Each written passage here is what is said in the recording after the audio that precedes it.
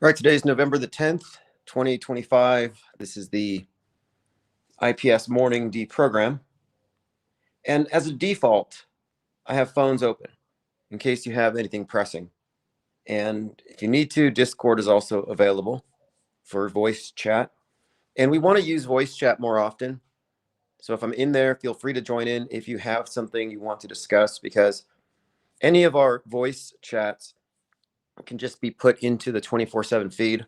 Also, thanks to Armin Ra for sending me some files of podcasts he had done, several episodes, and these are all going into the 24/7 replay archives and best of feed at the Infinite Plane radio channel. So let's go ahead, and the title tonight or today's live stream is why it's pointless to debate settled opinions, why I stopped. Someone had mentioned something about, what do I tell my truther friend who believes that the Epstein thing is real? How do I convince him it's a psyop? And ultimately, it's a burden of proof thing, because you're dealing with people who believe things for a number of reasons, not facts, but rumor, some cognitive bias, something they've already accepted. So they're not really there for analyzing evidence that contradicts it. And when you're dealing with believers, facts don't actually matter to them. And I think we need to be cognizant of the points of view we are addressing and whether or not it's even worth debating, other than for our own interests. I feel like as we look at this more as like anthropology and we're studying from an outsider perspective, maybe we shouldn't be concerned with changing minds, but leaving people and accepting them where they are. And there's nothing wrong with it. These are just different points of view. Some people are religious, some are not. Some people are logical, some are not. Some people believe that the mainstream media provides a window to the world that proffers all kinds of useful information, which might be true, but they're not aware of how often that information is misinformation, or how the purpose of it isn't to inform, but to conform to a prefabricated model. Joined by John Francis, McDirty Work. Yeah, thanks for joining. I think I saw you and some others in D Live. I have a lot of platforms available to me. So as soon as I can upgrade to the business of Restream, we'll be on about 8 channels. Right now we're on 2 YouTubes and a Twitter. But I would like to expand that. So that's one of the next things on the agenda. And I'm trying to build up to 24 hours of recent content. And I'll go through the archives. I'll find older stuff and phone calls and put it into the mix. We just want to make sure we're not pulling in anything that's going to get us canceled. So is it even useful at all to debate, other than for the point of examining the architecture of their arguments? Because I do believe that straw men are inferior to steel men arguments, that we should be able to deconstruct a steel man, melt a steel man. Anybody can burn a straw man.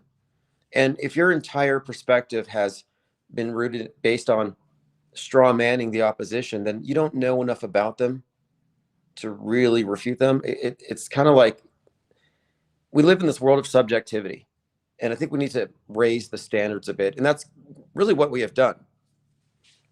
Because you'll see that the mainstream and the alternative perspectives are part of a duopoly.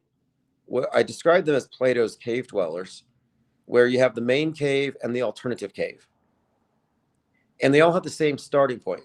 They assume the basic claims of the mainstream are valid, and they build on top of it. They're building on shifting sands.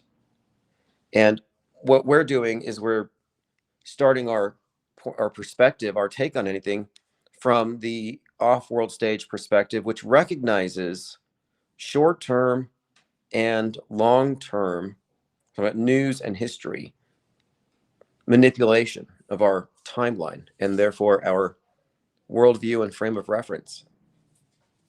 We're confronting the design authority as represented in Francis Ford Coppola's Megalopolis. They looked like strangers from Dark City, but these were the black-clad, black-rimmed hats, this Saturnian brotherhood who could control time. Well, that's what we're actually looking at, time control. The only conspiracy worth talking about, because it's real, all the other ones are fake and they're contained within the closed informational system of the mainstream. And they have settled opinions and they assume the supremacy of their perspectives, which is very common with all religions.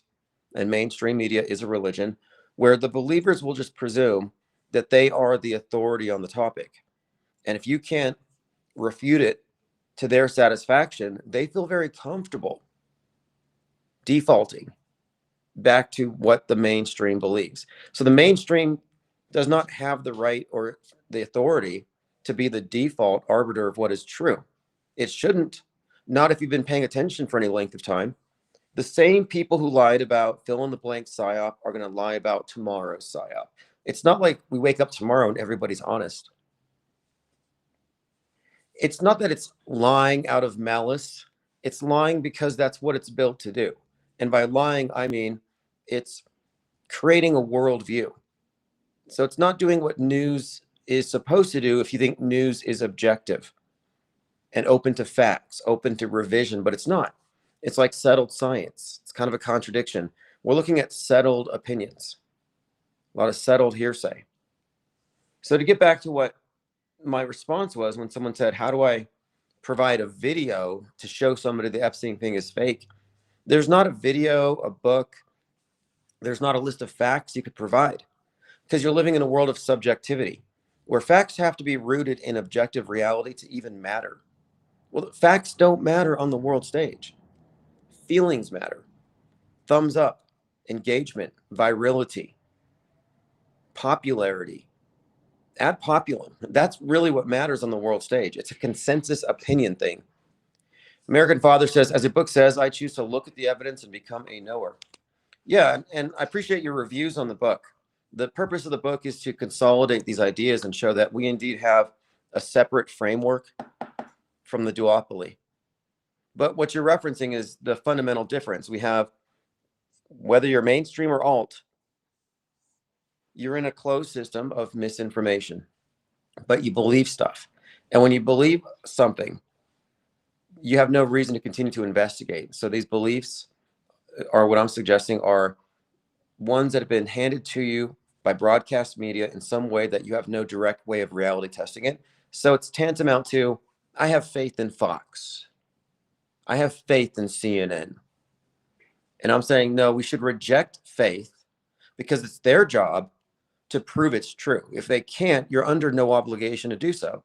So instead of becoming a believer, you can remain a seeker and take the stance of the informed disbeliever. And if you were to put low information belief or faith-based belief on one side of the scale and informed disbelief on the other, guess which one's going to weigh more? The informed disbelief, because it consists of more information.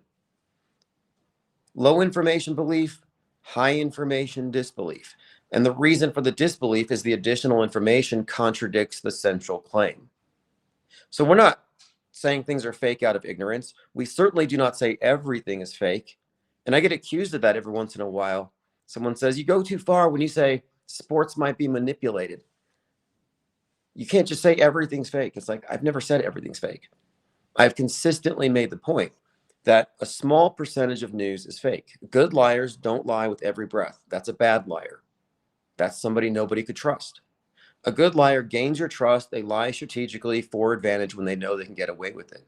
Media is a good liar. But the fact is, the fake events, the simulated events that are planned long in advance, these are the ones we're talking about, the psychological operations.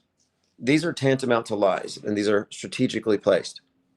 And they are not the majority of all news reportage. The fake stuff could only be 3% or even 1%. But it's the fake stuff that grabs the headlines, that all the opinion pieces and talk shows bounce off of. The fake stuff permeates the entire media ecosystem and it dominates it. It is given the spotlight. So we don't even have to say everything is fake.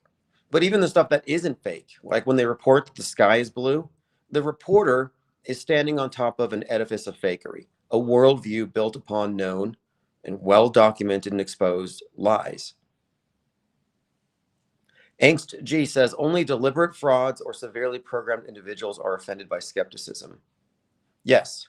And another point too that I think is important to clarify is that the mainstream worldview doesn't really investigate our claims. They reject it. They say, oh, you need to touch grass. You're crazy. Put on a tinfoil hat. And you hear this from conspiracy theorists, which is ironic. Mainstream says, oh, this subset of people are all tinfoil hatters. Well, the tinfoil hatters are calling us crazy. But they're calling us crazy because the things that we say are outside of their box.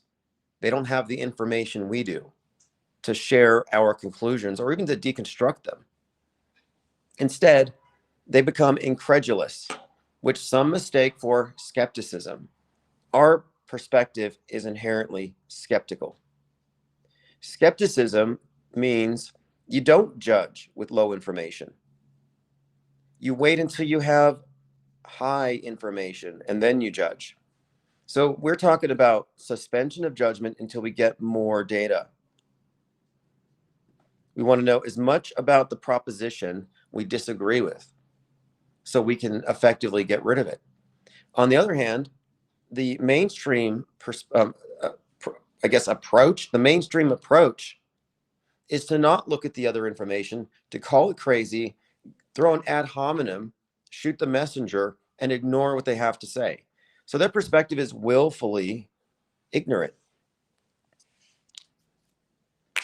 especially when you explain many times in a row that we're not calling everything fake. We're talking about strategic propaganda lies.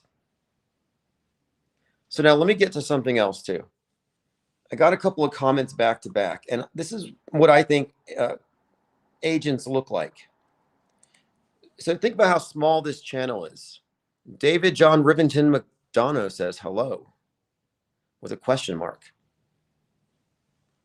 which is kind of interesting. Normally you say hello. So this is more of a hello. Like, I guess asking if we're live. I don't understand your inflection, but hello. So this is a relatively small channel. And what are the odds that a plane crash in Kentucky that made national news would have multiple listeners directly connected to it? So listen to this. I had two back-to-back comments. They were both on the same day. I presume these people don't know each other, but listen to this and tell me what you think. Are we dealing with liars or agents? So one commenter says, I live 29 miles from that airport. I have a nephew who works for the UPS. So there's two people being referenced. Both the husband and the son of one of my clients works there also. The son was in the mechanic shop 50 feet from the crash where it happened and is shaken up over it. So now we have four people who have been brought into the picture as witnesses or directly connected to it. And one of them was 50 feet away from the airplane. Like, what are the odds? Like, I remember watching this truck attack psyop in Nice, and there's like rubber dummies dumped on the ground and a blurry cell phone guy running around recording it. And some guy's like, how dare you say this is fake? That's my girlfriend on the ground. Like, your girlfriend is that rubber crash test dummy? What are you doing on a YouTube channel with 33 live viewers instead of sitting at the hospital bed beside your dying girlfriend? Like, take a picture of her to convince us. And that's when I realized a lot of these people in the cult of mainstream media will lie. Self-appointed T cells, like they're the immune system of the beast media. And they're like, I must defend mainstream lies at all costs. And I call these people out as media advocates. Like, how dare you call it fake? I'm like, why are you a media advocate? What's your evidence? You're just citing what you saw on TV? And they're like, I'm not a media advocate. Well, then whose advocate are you? What is your perspective? And I'm just bringing up the point that the mainstream perspective is the default, and people assume it's the same thing as objective. By the way, the plane apparently clipped some telephone poles, very 9/11-y. How many flights have been grounded? Thousands and thousands of flights have been grounded. This whole event, I'm talking about the plane crash, has had 9/11 written all over it, from Dick Cheney's death, Muslim mayor, car blowing up in the Bronx, injuring 5 firemen. Somebody got some white powder sent to them. The shenanigans of the airlines shutting down. Not to mention the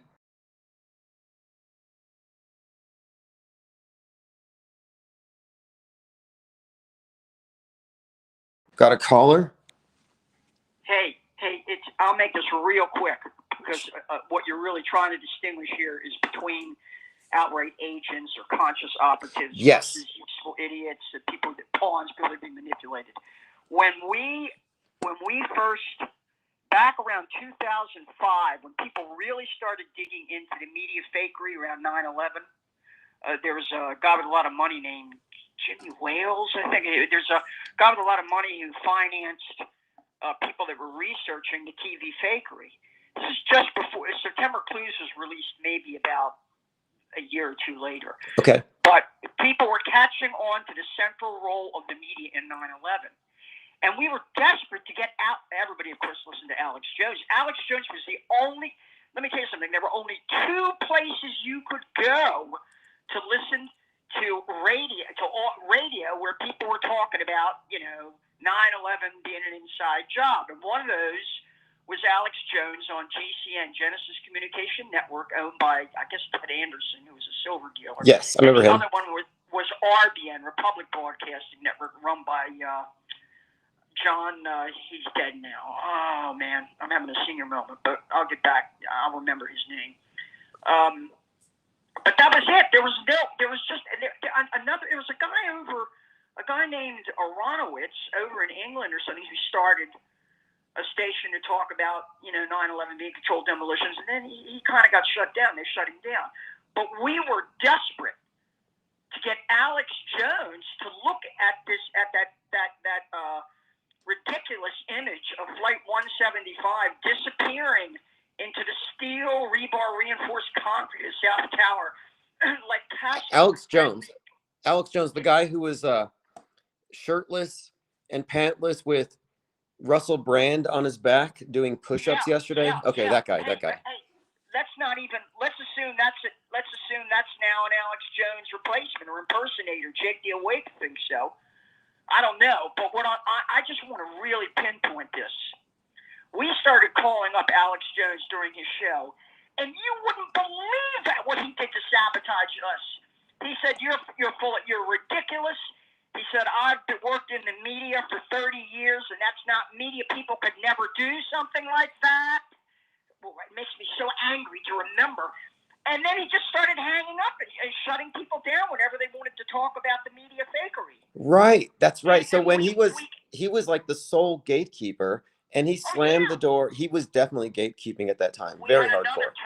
We had another term for that. We called it bodyguarding the media. Ooh, nice. That's what they're bodyguarding the media. They want to say, "Oh no, the media. If the media got it wrong, it's because they were fooled too." You know what I mean? Yes. Something like that. The media was fooled too. They didn't know. But we couldn't even get him. We said, "Just look at it," and no, he wouldn't. It was so frustrating, because we thought, "What the hell's going on here?" We've got obvious evidence that the media was involved in the 9/11 psyop, up to the degree of broadcasting cartoons, digital cartoons, over TV news. And we got him doing it with the Hezarkhani clip, with the ABC Peter Jennings Fairbanks clip, several ridiculous clips that showed this Boeing jet just smoothly, noiselessly, like, look, Ma, no impact, just disappearing into the facade of the South Tower. And when you slowed it down, you could see that. And anybody who knows anything about what an aluminum basket, which is all a Boeing commercial jet is, it's not like it's a DU hardened missile. But he wouldn't even platform anything. He wouldn't even say, "Well, I don't know." Maybe he wouldn't even dance around it. He wouldn't even dance around it. And then the other one I want to move on to, who I think is maybe a different. So I am designating Alex Jones as he was deployed. He said, "What do I say about this?" He turned to us and he said, "What do I say?" Asked him, "What do I say when they call up and want to talk about this?" And they gave him his line, and he read his line from the script. He's a low-life, despicable scum. Well, they all are. They all are. They all are. But what do you think about? But what do you think about this protecting the media? And the other one I want to talk about for a second. But what do you think about this person jumping into my YouTube comments saying, "I know 3 people directly connected to that"? Ask them to supply. Hey, we can be polite. Ask them to supply names and details, and we'll check it out. Well, I know they don't. Should be eager to listen. They should be eager to do that if they want us to prove them right. See, I noticed this phenomenon to be very common, to where I kind of think that what we're looking at are people who feel like they have the moral obligation to defend it. Yeah, of course, because they say, "Oh no, the media could never do something like that." But here was Alex Jones saying, "Take it from me. I'm an insider in media." And then I come to Warner Brothers at some point owned. I've seen this clip of somebody who was working for Alex Jones confronting a sheriff or a cop, and then pulling his corporate identification and saying it's Warner Brothers. So does that mean that Warner Brothers owned Alex Jones at one time? The other one before I go, who I want to talk about is David Icke. Yeah, David Icke is. I mean, unfortunately for him, you've recently gotten into like David Icke has now reappeared. Yeah, he's suddenly been made more acceptable now that Candace Owens has opened the Overton window to include the idea that Peter Thiel, Sam Altman, and Elon Musk are cyborgs that don't bleed. Well, they might as well be. I consider them less than human, but yeah, they don't. I doubt that they're it doesn't matter. Everybody wants to kind of make this supernatural, esoteric, otherworldly, and it's really pretty mundane. Because Alex Jones could be the person living next door to you. The difference is he was in that position, and that was his assignment, to shut us down. And that's what he did. And I'll bet to this day, if you said, "Hey, the media really broadcast fake bullshit about a fictional," there was no Flight 175, there were no box cutter hijackings, there were no crashing planes, except what you saw on TV. He would continue to defend that. Or here would be his fallback position. If we put it out there and said, "Look, this is fake, this is a cartoon," he would say, "Oh, well, that's what the media was handed, and they were fooled." He's about defending the media. Okay, that's the point. I want to talk about David. Okay, well, the defending the media thing, because this is the premise here, is that when they call us hoaxers, they're suggesting that we're calling things hoaxes, and that the media just shows up with their cameras, shows up with their microphones to interview people and record what's going on and tell us. So the media is always presumed innocent and objective. And the main paradigm shift that we're offering here is that the media is not witnessing this stuff as we are and telling us what's going on, but they're producing it. And that's what he's hiding. I hate to shoot down your paradigm shift, but all we're doing is arriving at the same place that average citizens in the Soviet Union and the Eastern Bloc, before the fall of the Berlin Wall, that they arrived at. In other words, they didn't have as many we had 3, then 4 stations. Well, they had underground literature, which they used. Samizdat, exactly. And that's kind of what we're doing. But the thing I'm saying is, when they turned on the television or the radio, they knew they were being lied to, and it was just a part of everyday life to them. There's nothing particularly brilliant about us saying, "Oh my God, the media isn't objective. They're not a fourth estate. They're actually controlled by these." There's nothing particularly original or brilliant about that. But the one who you see really falling for it would be David Icke. Because at the moment of truth for me with David Icke it was only a couple of years ago. It wasn't that long ago, maybe 2 years ago. David Icke might have been Sam Tripoli that invited David Icke to come on, and he had Eddie Bravo there with him. I think I've told you this story. It's got to be this clip is almost impossible to find. But basically, David Icke was taking questions about and explaining, going on, talking about stuff.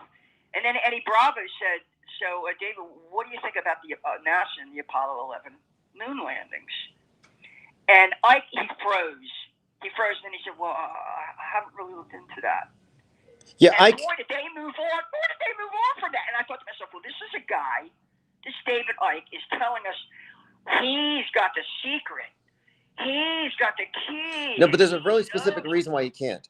David Icke's entire paradigm is based on space aliens that came down here and created man. And so he can't go into that area because his whole paradigm is also new age, cosmic consciousness. And I think his role is he comes in to Trutherville to cater to the non-Christians with like a new age simulation theory bent, whereas Alex Jones can actually pander to the Christian conservatives, Christian nationalism. So Ike it's is a multi-level marketing thing. yeah, he has he and I both marketed each other. Yeah, they marketed they have the same red pill perspective, but one of them is traditional religion and the other one is non-mainstream well, new here's age. Here's what I'm saying. Unless and until you apologize to your audience, thousands, maybe millions, who've been following you for the last 30. How long has David Icke been out there? I mean, 20, 30 years. He's been out there a long time. Unless you turn and make a sincere apology to your followers for your neglect in failing to even take a second look at NASA's space hoax. Well, I don't think these guys are actually. He's not. They're not investigators. I'm going to outright call Alex Jones. Well, nobody here, nobody at the IPS think tank is under the illusion that these guys are investigating and just not coming to the right conclusions. We know that they are there to maintain establishment guardrails. That's their purpose. Right, and I'm just trying to say before I go, don't think nobody out there should think, guys, don't think any of us are special because we see through this. Because as I say, the average Soviet citizen knew. He didn't believe a word he heard over the radio or the TV networks that were run by the Soviet state. All that's happening is that we're arriving at that stage of development and understanding. People say, oh, it's an apocalypse, the lifting of the veil, the apocalypse. We're lifting people are the slaves who were chained to the wall of the cave have been liberated. No. This has been there, done that. Been there, done that. And what we should be studying and looking at is the fall of the Soviet Union. The fall of how that went down. Well, I see what you're saying. What I point out too, though, like, no, we are a small minority. I'm saying there's no point to debating the people in Plato's cave in the duopoly. If you're mainstream or alternative, you're not capable of adopting our perspective. I think there's a point to humiliating them and ridiculing them, of course. I think you should accept people's religions. Are you saying we should just ignore them? I think we should ignore them because we don't have the time and resources and energy. They're not marginal enough. When they've been thoroughly discredited, then we say, we can ignore these people. We may have arrived at that with Charlie Kirk because everywhere I go on social media, people are, they're all rejecting the official Charlie Kirk narrative. Look, my relatives are. They have different opinions. And the idea that he might still be alive, that's not so far-fetched. But here's the problem with that. Even if somebody can come to the conclusion that he's still alive, if they don't grasp the context in which the fakery takes place, the fact gets submerged in the sea of irrelevance. And that's what I'm trying to do here is explain that facts don't matter in the subjective world stage universe. We need to get outside of that.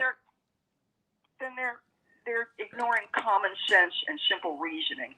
Fool me once, shame on you. Fool me twice, shame on me. Fool me 3 times, 4 times, 5 times. I mean, somebody loves to be fooled.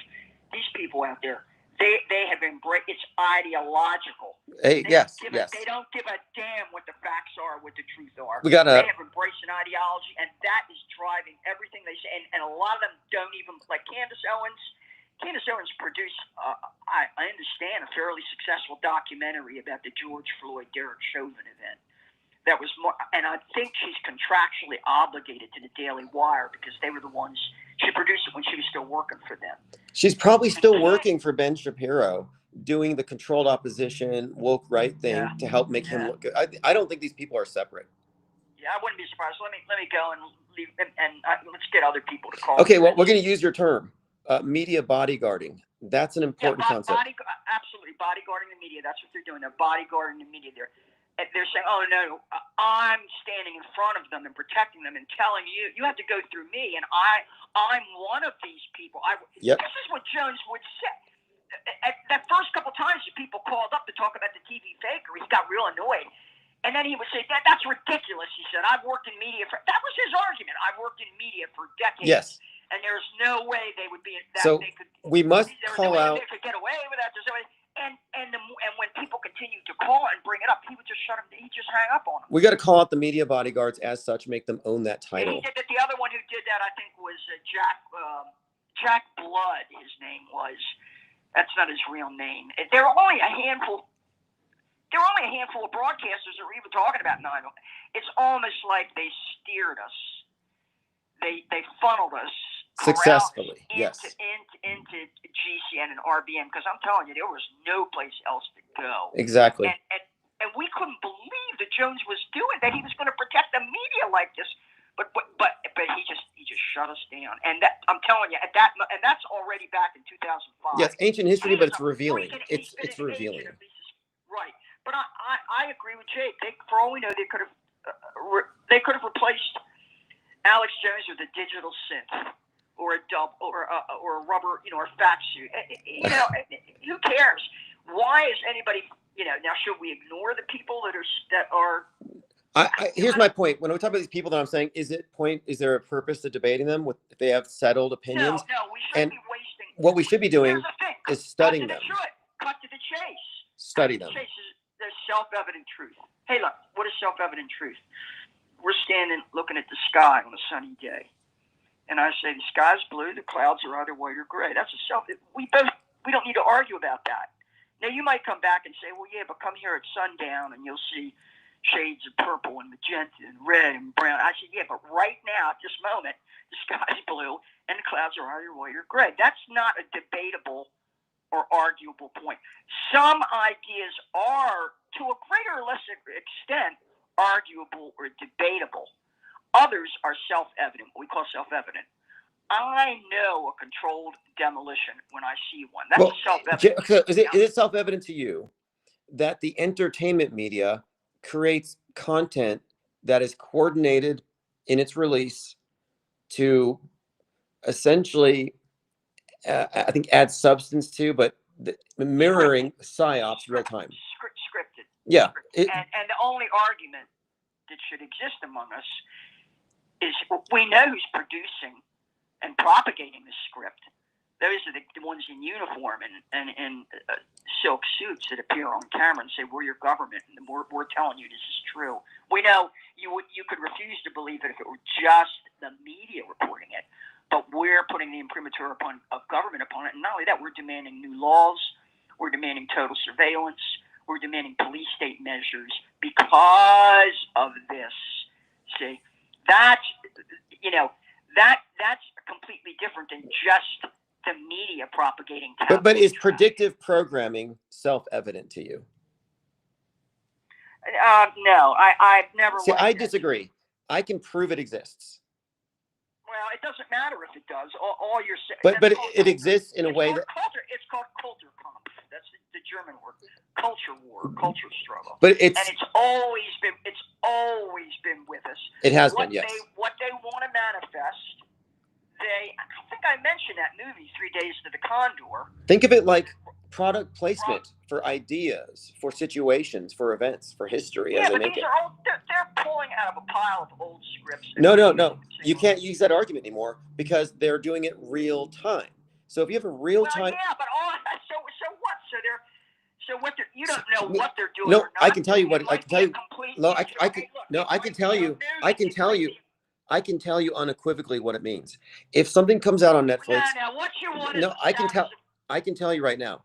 If it comes out on Netflix today, and then it happens in the news today, then what happened to the news necessarily would have been planned in advance. Not sure about it. It's a government operation. It's a government military psyop. I gotta go. All right. Have a great day. Yeah, predictive programming is self-evident. Concurrent programming has ruled out the idea that they're cherry picking content or getting stuff out of culture and putting it into the psyops. No, the psyop precedes the culture creation.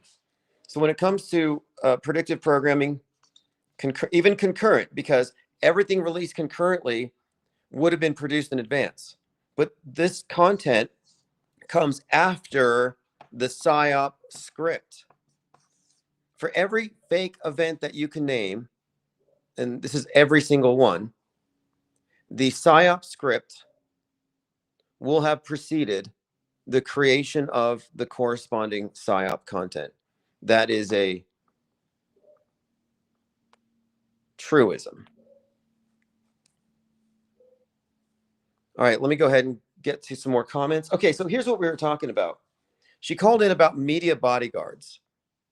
So media bodyguards, people who, what I call media advocates, who take the default position of the mainstream and argue against anything that would be inclusive of media manipulation at the scale that we consistently describe here, as it self-evidently exists.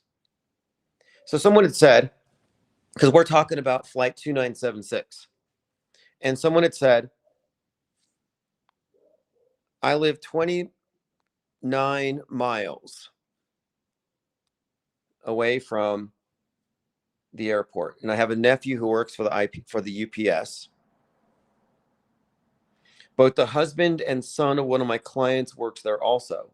The son was in a mechanic shop 50 feet from the crash when it happened. So this person lives nearby. Their nephew works there. The husband and son of a client works there. And one of them was a direct witness. So this person in my comment section refers to 4 people directly connected to the PSYOP. So I'm wondering, what are the odds that I'm talking about something like this and I'm going to have 4 people 1 degree separated? So then 5 minutes later, another commenter comes in and he says, and this is a typical thing I'll get, he says, have a buddy who filmed the crash from his airplane waiting to take off. Now, I noticed that when people on Twitter lie about an anecdote, they won't say, I know this. They'll say, have a buddy went to the store. They won't throw the I in there. I noticed this is kind of a thing that confabulators do. So this confabulator says, have a buddy who filmed the crash from his airplane waiting to take off. Plane was not that high when it crashed. Who knows if 9 people died and 11 got hurt?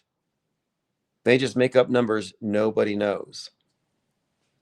So he's suggesting it's real and all the number stuff was made up afterward, which makes 0 sense when you consider the wider context of the plane crashing after Cheney dies on 11/3. I mean, the whole thing is just super coded. So anyway, so we have the buddy.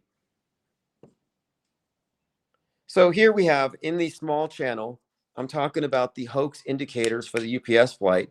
And we have direct access, 1 degree separated, from 5 different people who can vouch for the veracity of the mainstream.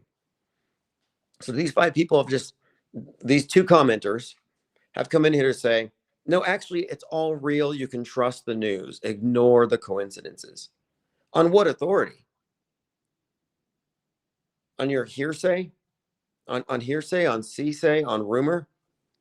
And we used to get this all the time. I know somebody whose best friend had a dog walker, and the dog walker's original owner, who died, was married to a woman whose best friend was pretty close to someone, had an ex who worked at 9/11 and was a victim.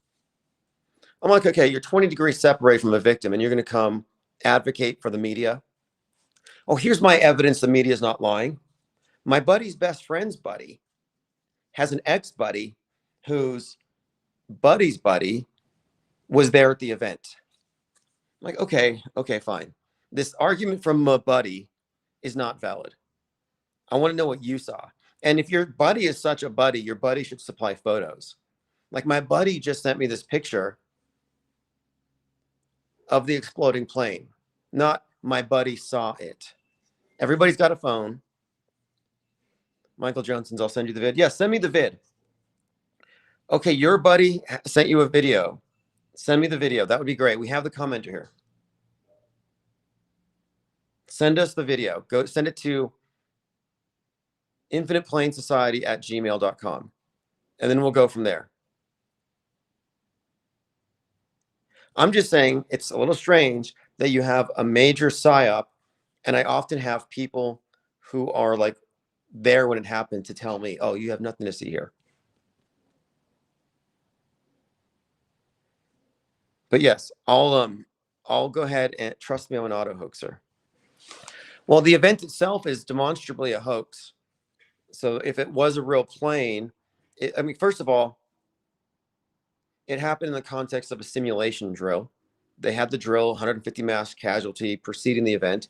The coordination of the event with the mayoral race, with Dick Cheney, and the 9/11 code all over it, there's quite a lot of hoax indicators that you'd have to address, in addition to the grounded flights, the white powder. All these 9/11 callbacks that we've been inundated with are undeniably suggestive of a fake event. Now, did your friend see the pyrotechnics show? The 9/11 themed Viking send off for the architect of 9/11? Did he watch the cremation of Dick Cheney's corpse? Possibly. It's possible. I highly doubt it. I highly doubt it. But if your buddy has a video, has it gone onto Twitter and gone viral? If anybody recorded that thing, their video would have been seen by the millions.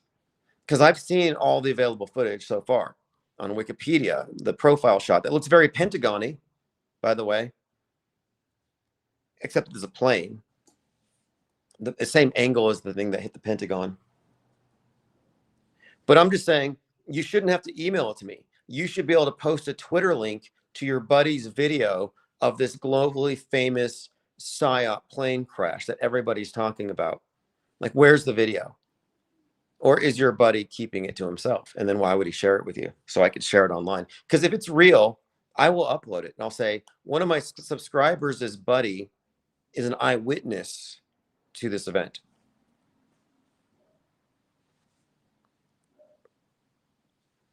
So yeah, no arguments from my buddy. Now, what about the other person who is near the airport and her husband's son's clients work there, and her husband's son was working 50 feet away from it? So we got somebody 50 feet from ground zero. Unbelievable.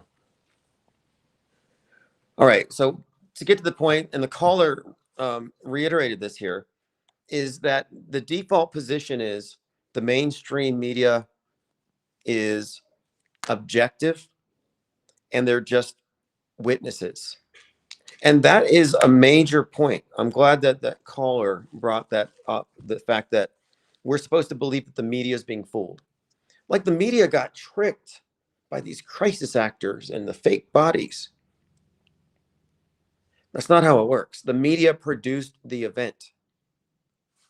Because 100% of the time, the media, we have full spectrum coverage of everything happening. So it's always watching. And so we're supposed to think that like, that's all they're doing. But I would say 95% of the time, that's what they're doing. They're covering events. The 5%, they're manufacturing it. So, I mean, how do you think our history is being fabricated? They write the script for future events.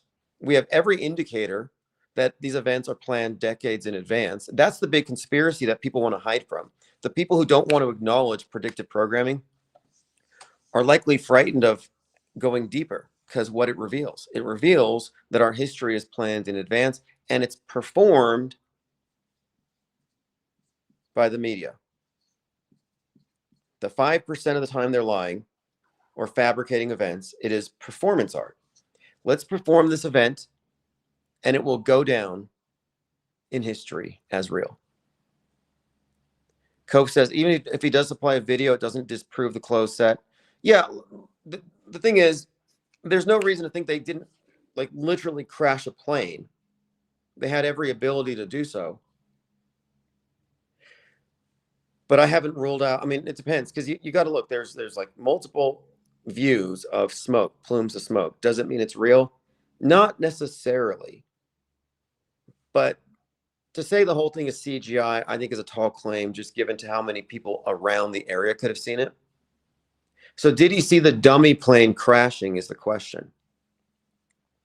Now, he also disputed something here.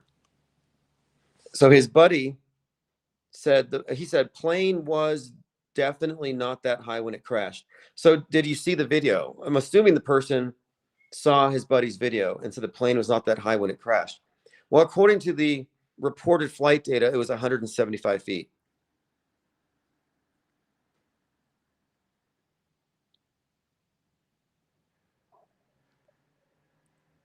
But I'd like to see the video, and I'd be very curious if somebody recorded it showing that it did not go 175 feet. And then I'd be curious if they didn't put it online. Like if I saw that, I'm like, wait a minute, my buddy's video shows the plane crash and it only went up 33 feet. Like that's noteworthy. I bet the media's lying. Why are they lying about this? But we'll see. I'm just saying the video should be on Twitter. It should be on X. We can't cite video you don't actually have. And that's essentially what you're doing. Based on the authority of this content, we can reasonably conclude this event happened. Well, where's the content? It's on my buddy's phone. I mean, how many actual videos do we have? And another point too, because we've been looking at these various videos, except for this mystery video that we're waiting for. And any one of these could have been produced during the drill. I mean, the various angles. So we don't actually know for sure. Now, during the drill, they were burning some stuff, but it wasn't some huge, magnificent explosion like they did on that day. But looking at it as an anomaly in isolation, like, oh, a plane crash in isolation, yeah, that's not really that challenging to accept as real. The only reason we looked at it closer, and I've got 510,000 hits on my Twitter, my X. What do you call these things now? Tweets, X's. My X post has more than 500,000 impressions, where I was pointing out the correlations between the event and 9/11. And I pointed it out day one. Since then, the 9/11 references have piled up, from Cheney to the new mayor to the fireman being injured to the Muslim terrorist named for the same airport, Muhammad Ali Airport. Like the whole thing is so obviously scripted.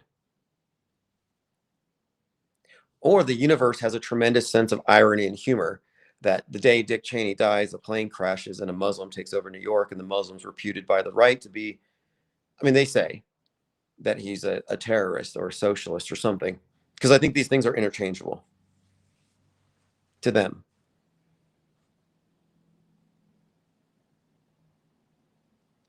But we have to challenge the media advocates. And I like the term media bodyguards, because you have to put them in this position of like, well, why are you defending Fox News and CNN? If you're not media, you're not paid. Why are you defending it? What makes you want to defend it? And when you put people on the spot, I think it's helpful because they may not be aware of what they're doing. And I say media advocate because I used to get callers who would say, well, I've heard all your points suggesting this thing is staged, but can you just be open-minded? Let me just be devil's advocate. Can we be open-minded to maybe the mainstream is telling the truth? I'm like, well, first of all, we're the devil's advocate because the media has the authority, the stamp of approval. They are true, according to everybody.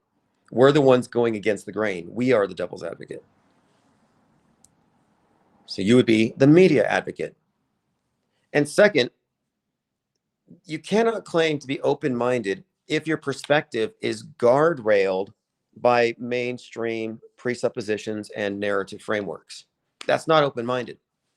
So you're like, I see these coincidences. I only have two possible answers: simulation theory or coincidence.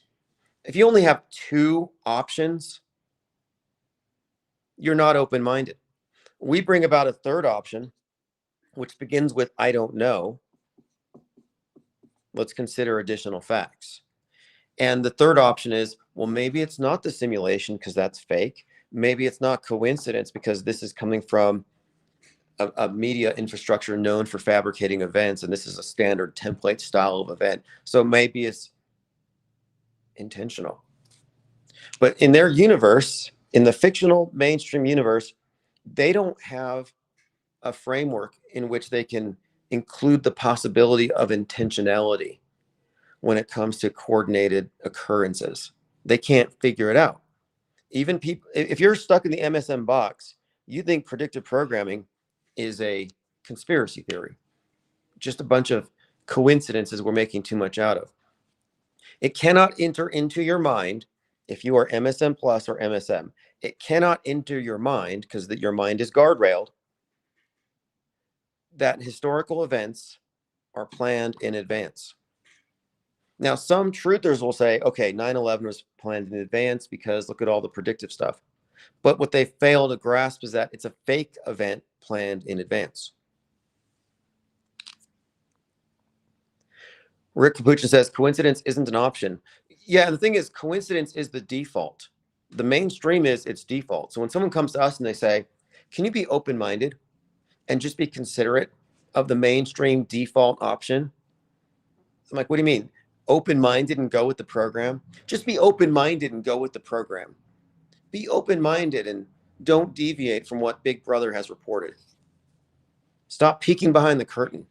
So like, yeah, you're bodyguarding the media. Why? Like, I respect crisis actors as far as I respect the hustle, the grind, they're getting the gigs, they're getting paid. They're getting paid to lie for the media and to defend mainstream lies. But what's your excuse? If you're not getting paid to bodyguard for the MSM, lie on their behalf, reinforce the efficacy of their psychological warfare ops, then why are you doing it? Oh, you're just a volunteer mind effer?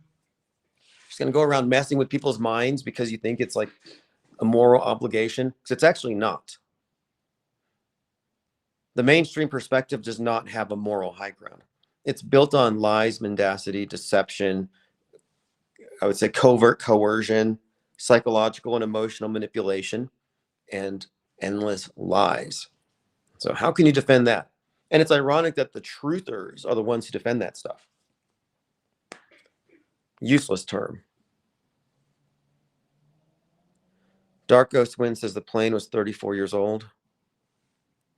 What does that refer to?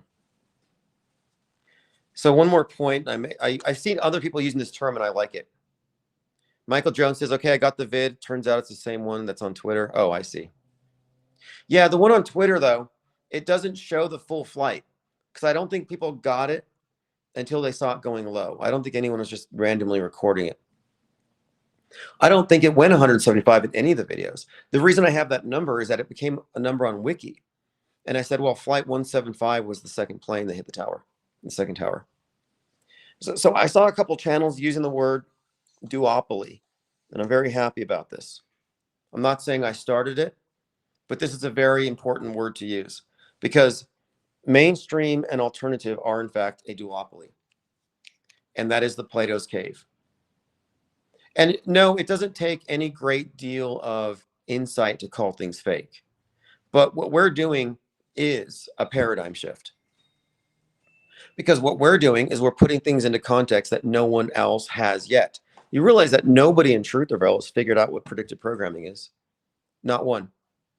They all still think that it's wizards or simulations or video games, or they can't even confront it. I encountered many of these. The bigger the channel, the harder a time they have with this because they're attached to the program. They can't even confront it. And I don't think it's that they're paid not to, because I would presume they knew there was something to it. And I think it's a big secret. I think we're just looking at indoctrination and alternative indoctrination. Worst Nightmare says the forest of fakery. Yes. See, let me draw the forest of fakery for you. So if you're not familiar with it, there's actually a book, a short ebook that I have on Kindle called The Forest of Fakery.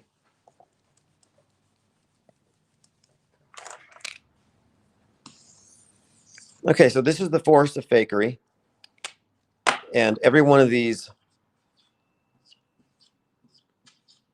and I can draw better than this. I think you all know that, but these are the trees. So you have truthers walking through the forest of fakery. And you have a big truther with a big mouth and a big megaphone. And he points at one tree and he says, this tree is fake. We'll call this one 9/11. And then he points out this tree is fake. We'll call this one Sandy. And then we'll call this one fake. And we'll call this one C19. So these truthers follow the megaphones around the big designated fake trees for decades. So for decades, people walk around these fake trees and they keep shouting and nobody else believes them. Everybody else in the world is just content and happy. And they see these people running circles around these events. And like, well, they're crazy because they keep calling these things fake, but they keep on getting louder about it. These trees are fake. These trees are fake. We are truthers. Now, what they miss is that as long as you're following the megaphones and you're not testing every tree, what they miss is all the trees are fake. They're in a forest of fakery, but they don't see the forest because they're distracted by the designated fake trees, missing the forest for the trees. They're not seeing the big picture. So the big picture is whenever you look at an event like the Charlie Kirk thing, it's not the Charlie Kirk thing. It's the Charlie Kirk thing in the context of every fake event that came before, like the girl in the subway. I think you could include Butler, Pennsylvania. You could include a number of events and situations that are relevant to the universe of Charlie Kirk and all the January 6th, all those actors, all the pundits around it. So you have to look at the big picture. They exist in a system of fakery, systemic fakery. So the fake things aren't anomalies. Like every few hundred events is every 200 events there's going to be a fake one. No, that's not how it is. No. And I'm not saying everything's real, but if everybody's focusing on it, if it's suspiciously similar to previous events, yeah, it's certainly worth looking at in the context of it's probably fake until proven real. So 9/11 is ancient history. Sandy Hook is ancient history. There's 30 other mass shootings we should be looking at. And we should be looking at the commonalities. And one of the commonalities, and this is one of the other things as well, because there was a drill before the UPS crash, and I think this is relevant. So you have the predictive content, predictive programming, foreshadowing, and that's the stuff that leads up to the event. Then you have the real-time stuff, the concurrent, and the concurrent stuff is undeniable. This proves predictive programming is real, and the concurrent stuff that comes out at the exact same time as the event means the event was planned in advance, because it takes time to produce a movie scheduled on Netflix. So you have these two categories of content flooding the media ecosystem, the stuff that came before and the stuff that happens at the same time. Again, the stuff that happens at the same time is damning for anybody who still holds on to the illusion that these are just coincidences. Erica Kirk has debunked that for us. But even if you choose to ignore this stuff out of just belligerent ignorance, there's still drills. Why are all the major psyops happening during drills? Like when the flight AA something hit the Black Hawk helicopter, I was like, well, if it's fake, we're going to see indicators. There's going to be an immediately implementable political agenda. It's going to be bifurcated in its response, which it was. Right wing blamed DEI, left wing blamed Elon Musk and Donald Trump and Doge and government cuts. So we saw hallmarks of fakery, but then we had this drills happening at the same time. Now, this happens every time. This happens so often that it's as prevalent as predictive and concurrent programming. So you can say, well, these are just coincidences. The movie industry has nothing to do with hyping up psyops. No, Hollywood directors would never be so corrupt as to platform government propaganda. Okay, you can believe that if you want. You can rule it out as coincidence, but the drills also indicate that the event is pre-planned. And if it's pre-planned, it's fake. Pre-planned equals fake.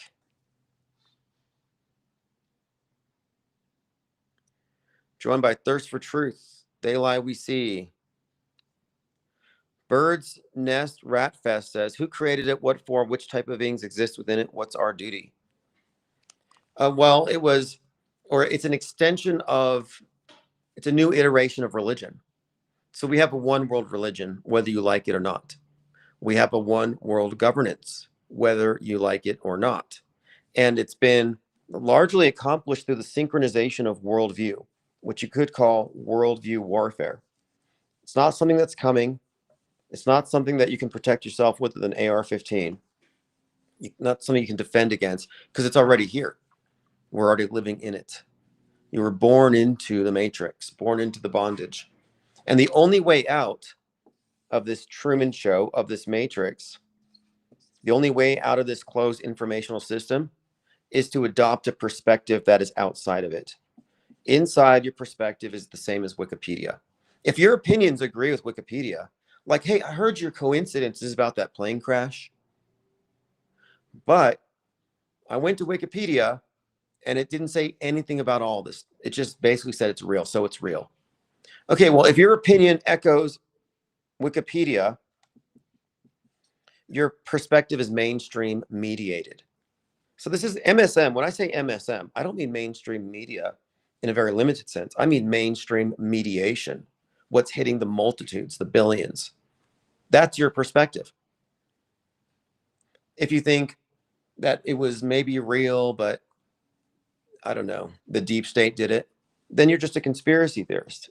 You're in a subset. You haven't rejected the premise that the thing actually happened. Like, oh, I think it happened, but they lied about the numbers on there. Like, no, that's still in that closed system. So the only way out of this propaganda matrix is to recognize it for what it is. It's not just the media's lying. It's that the worldview that we get is based on the consensus agreement on what happened yesterday, what happened last week, what happened last month. In other words, fake news is history. Our or real news distorted by fake news. Our distorted worldview is the result of media distortion. Or you could say worldview curation. So the mainstream worldview is non-objective.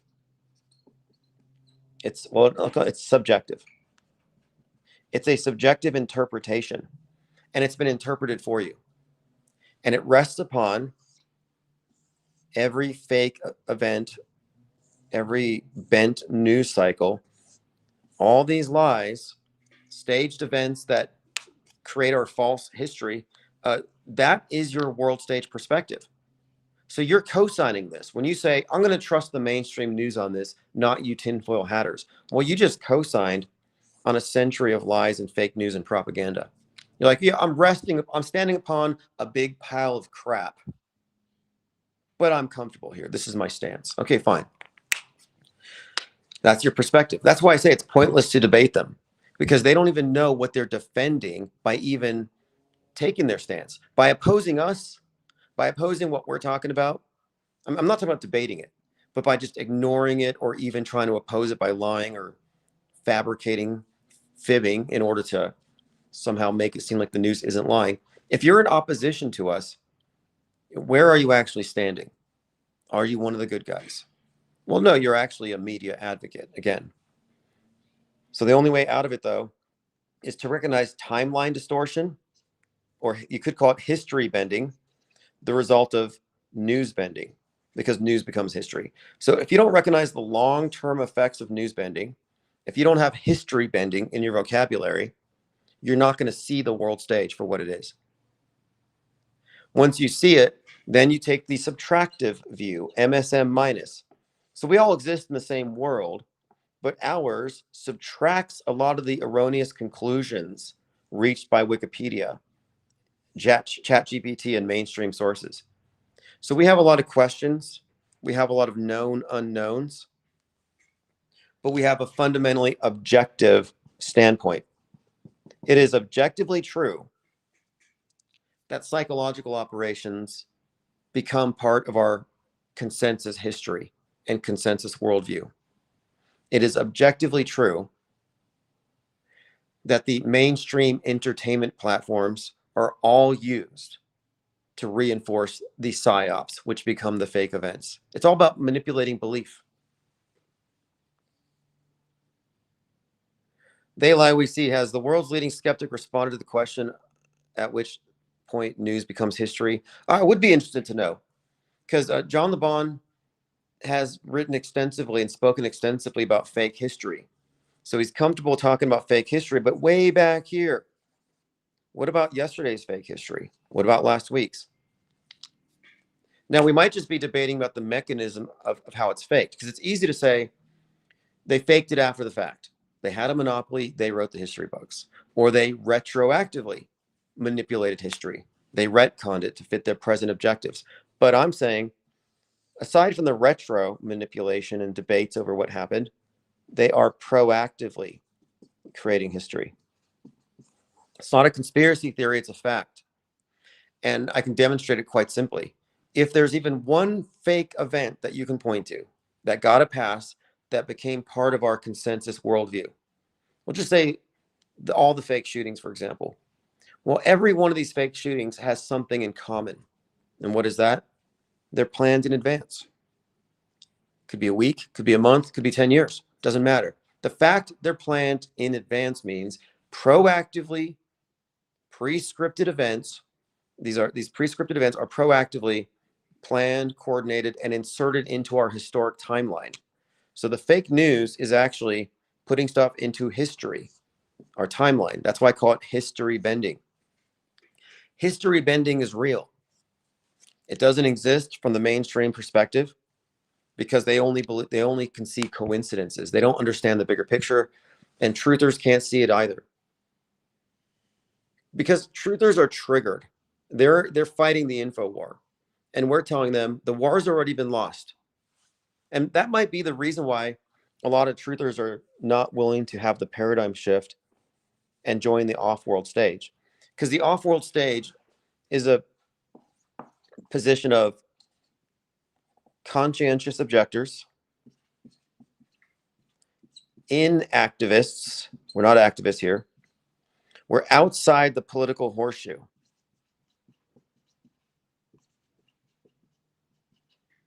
So we're inactivists, we're conscientious objectors to the Psy War, and we're not in the political horseshoe. If you're still fighting this Psy War, if you're still like, I'm going to fight the system, I'm going to get these Pentagon generals hanged at Guantanamo, they got you. Because the whole point of it is this: war is peace. 1984, war is peace. If you're in a state of mind war, if you're in the MSM, you're a target of this successful psychological warfare campaign. And if you're still in a state of Psy war personally, if you still think you're fighting the system, then you're a mind war casualty, in my opinion. It's irrational. And let's say you could convince 15 or 20,000 people to agree with you that we have to become anti this agenda and fight it. Well, those people are all in the same closed system. It's analogous to trying to get all the patients at an asylum to overthrow it and take over. Even if they had the numbers and they could overthrow the orderlies, mentally, they cannot take over. They're not in a position, mentally speaking, to handle the obligations, the duties of running the asylum. And you're just looking at essentially a massive open air asylum when it comes to attempting to organize people. Another point that I make is that we do not take any anti-positions. So if you're anti-geoengineering, you look like Greta to me. Might as well grow some pigtails. Because if you're anti-geoengineering, you are the equivalent of a climate change activist. I saw this. There's this guy goes by, he changed his name, I think, and he grew a beard. He used to call himself the millionaire flat earther. And now he's pushing this new thing called climate trails. And I said this for some time. I said, climate change versus chemtrails is a Hegelian dialectic strategy, meaning both anti-engineering and climate change activists both agree that Gaia is under attack by man. They both agree on that. Their only point of contention is that the climate change people blame capitalism and the anti-geoengineering people blame government, blame the state. But they both agree it's happening.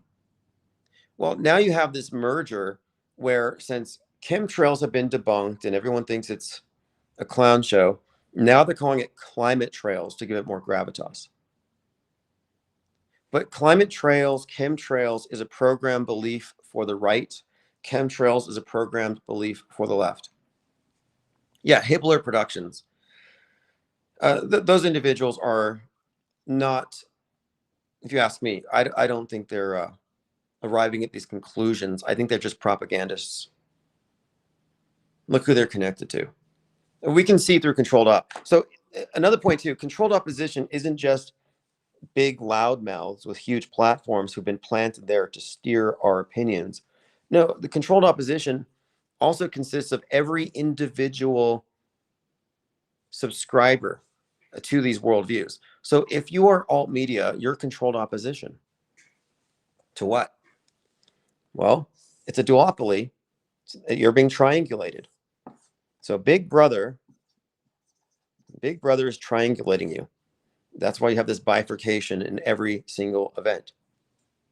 And this is, down the line. But this is a duopoly.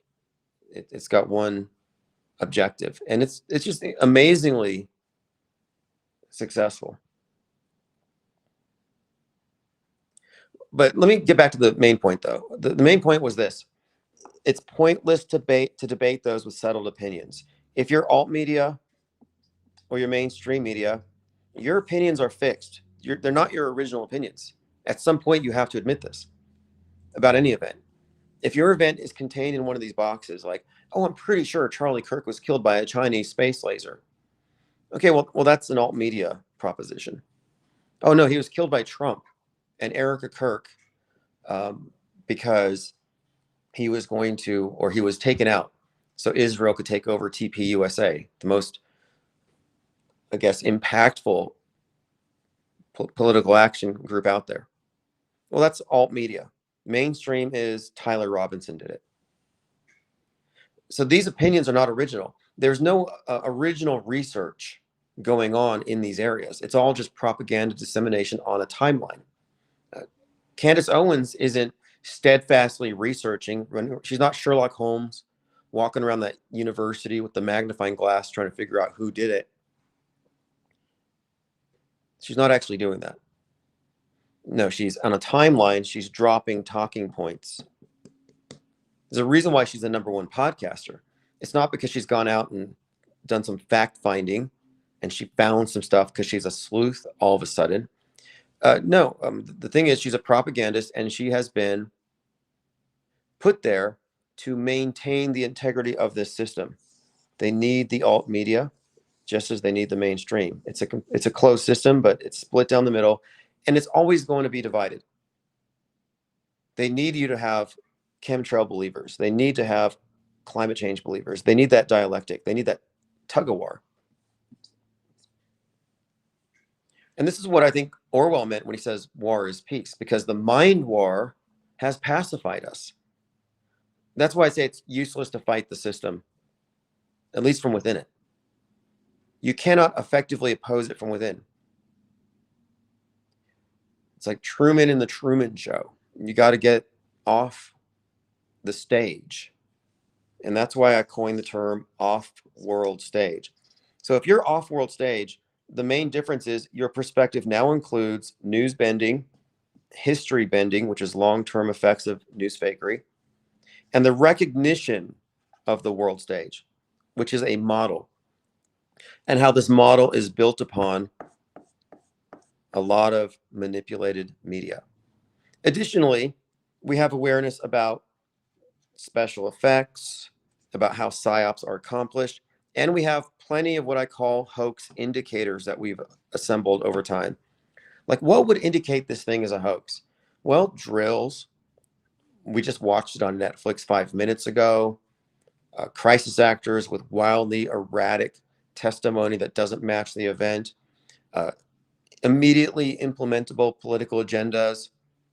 Press conferences 10 minutes later where this is Scooby-Doo justice, where in the duration of one news report, you find out who did it, why, you read their manifesto, they arrested the guy or he killed himself, or he's on death row. The media is judge, jury, executioner. And before the end of the day, you know the whole story. You formed your opinion.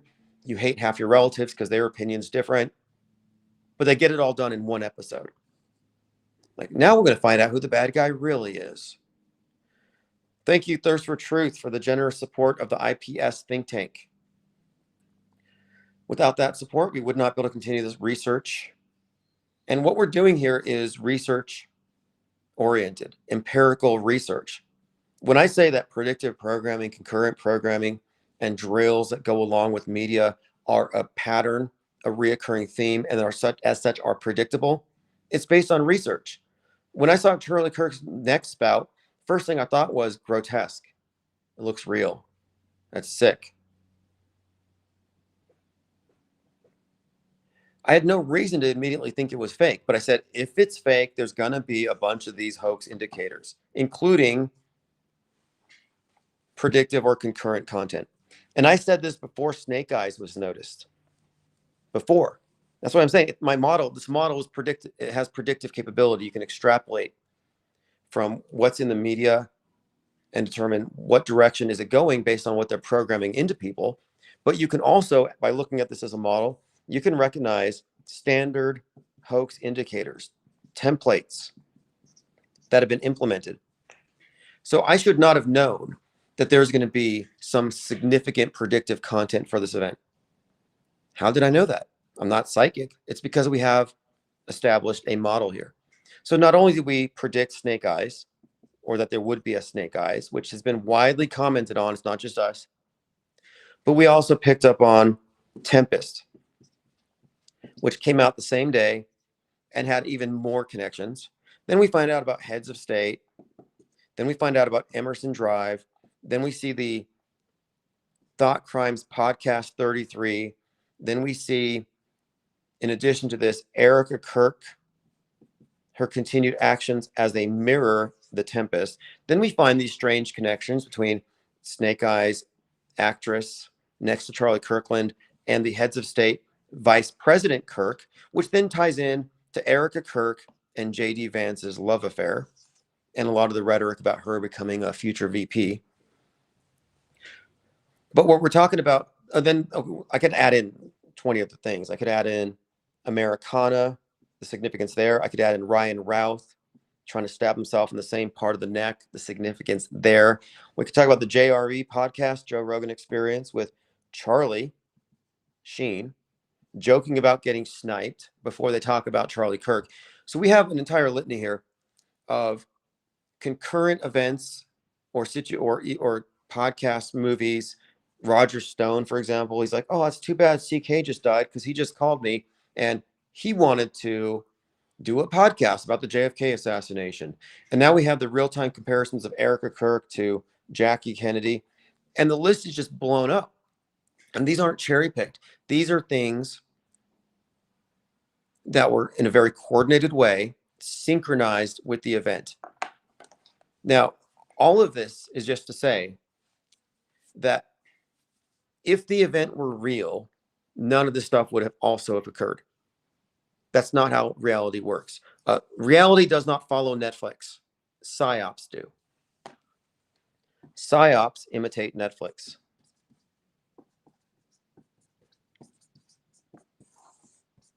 If you look at news reportage about things like the Louvre being burglared, somebody stole the crown jewels, you know, that one there, we talked about it, probably fake. We'll see.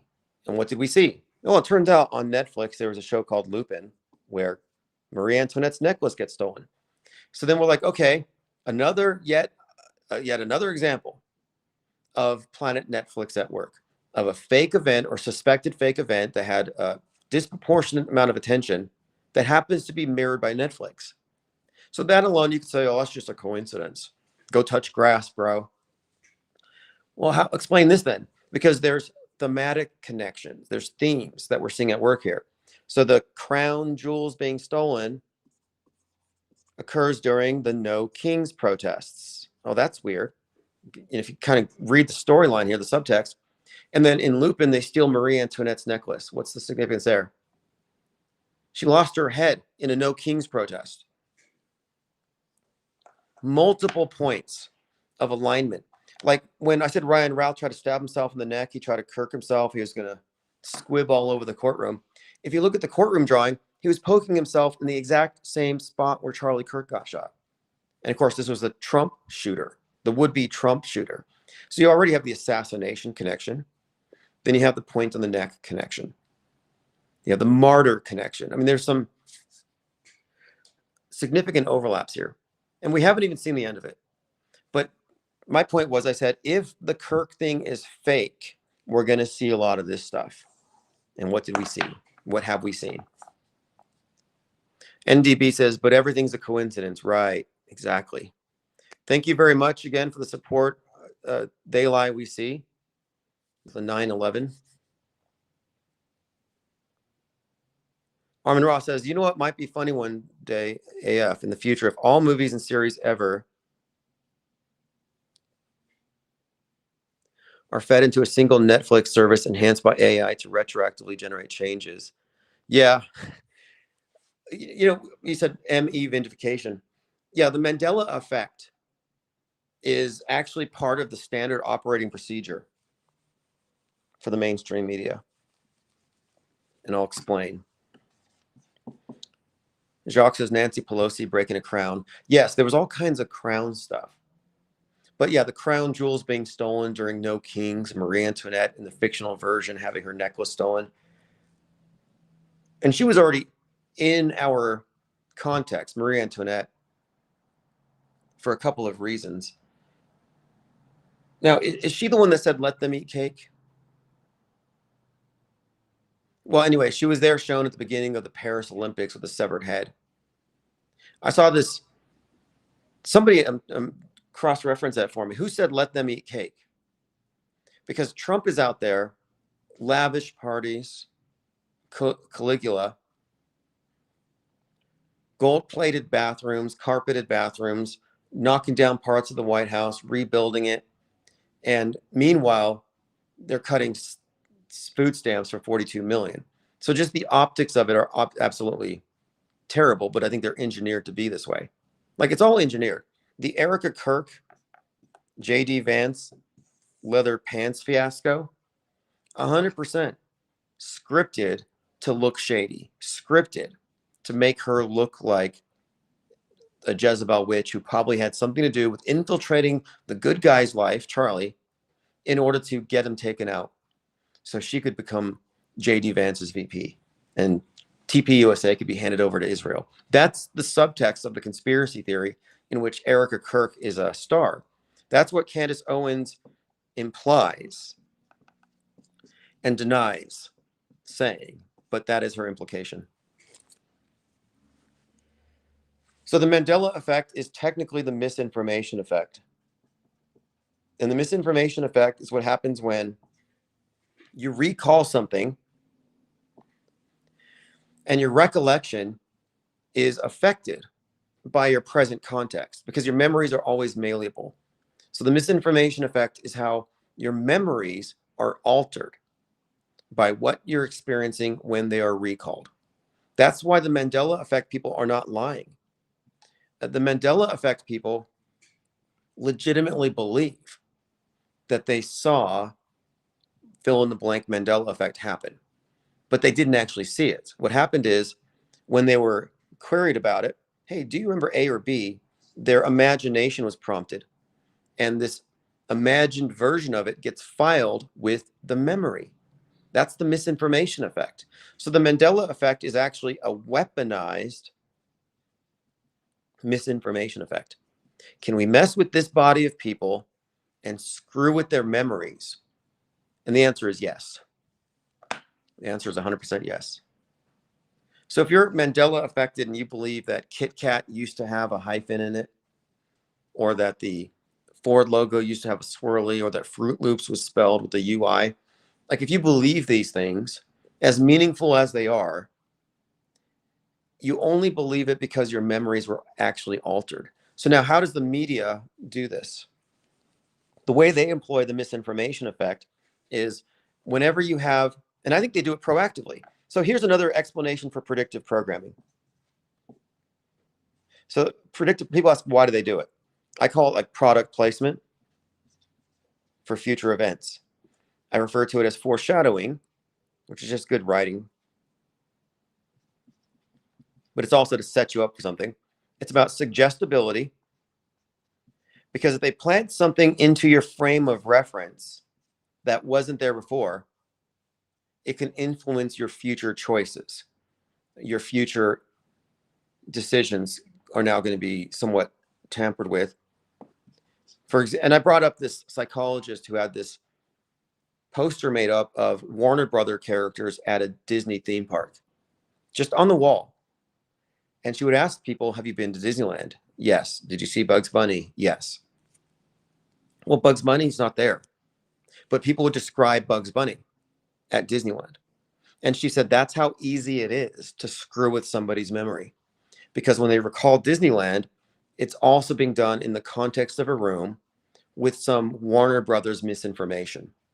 That's the misinformation effect, real time, working on normal people, just regular people.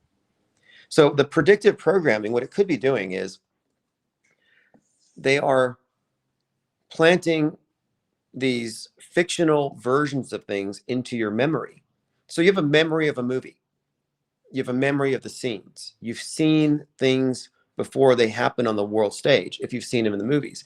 So for example, in 2010 Machete, Robert De Niro's character, Senator McLaughlin, is on this anti-immigrant rant and he's shot while he's at the podium. Assassination attempt. 30 minutes after Butler, there were people flooding that video clip. Like, oh, this was Trump's point of view 30 minutes ago. So like, you're telling me that these people had this terrible movie stored in their memory for instant recall at a similar event 14 years later? Yes, that's it. So the predictive programming actually did inform their perceptions of the event. And then what's more, when you remember something, your recollection of the event you saw on the news is going to be filed in the same mental storage cabinet as all this movie content. So all this movie content could quite literally be programming you to be susceptible to the misinformation effect, to tamper with your recollection of things as they happen. As you experience them, they're going to be influenced, and then after the fact, they'll be tampered with. Armin says, well, there's a couple things here. Jock says, a theory that deja vu is when the subconscious perceives an event before the conscious mind, the subconscious before the conscious mind. So the conscious mind remembers it as it perceives it. It might be Mandela related. Yeah, there must be something to that, because we're talking about cognitive dissonance here. When somebody says, hey, what you thought was A your entire life was actually B. Okay, that very proposition is actually challenging their perceptions. They're saying your perceptions were wrong.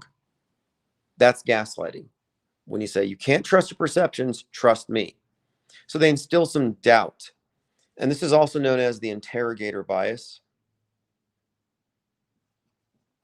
The interrogator bias can influence the person being questioned in their responses by making them doubt their perceptions.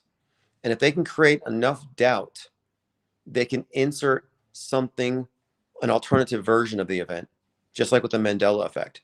Like, did you see this person running out of the store? Like, maybe they didn't see that exact person, but you instill some doubt.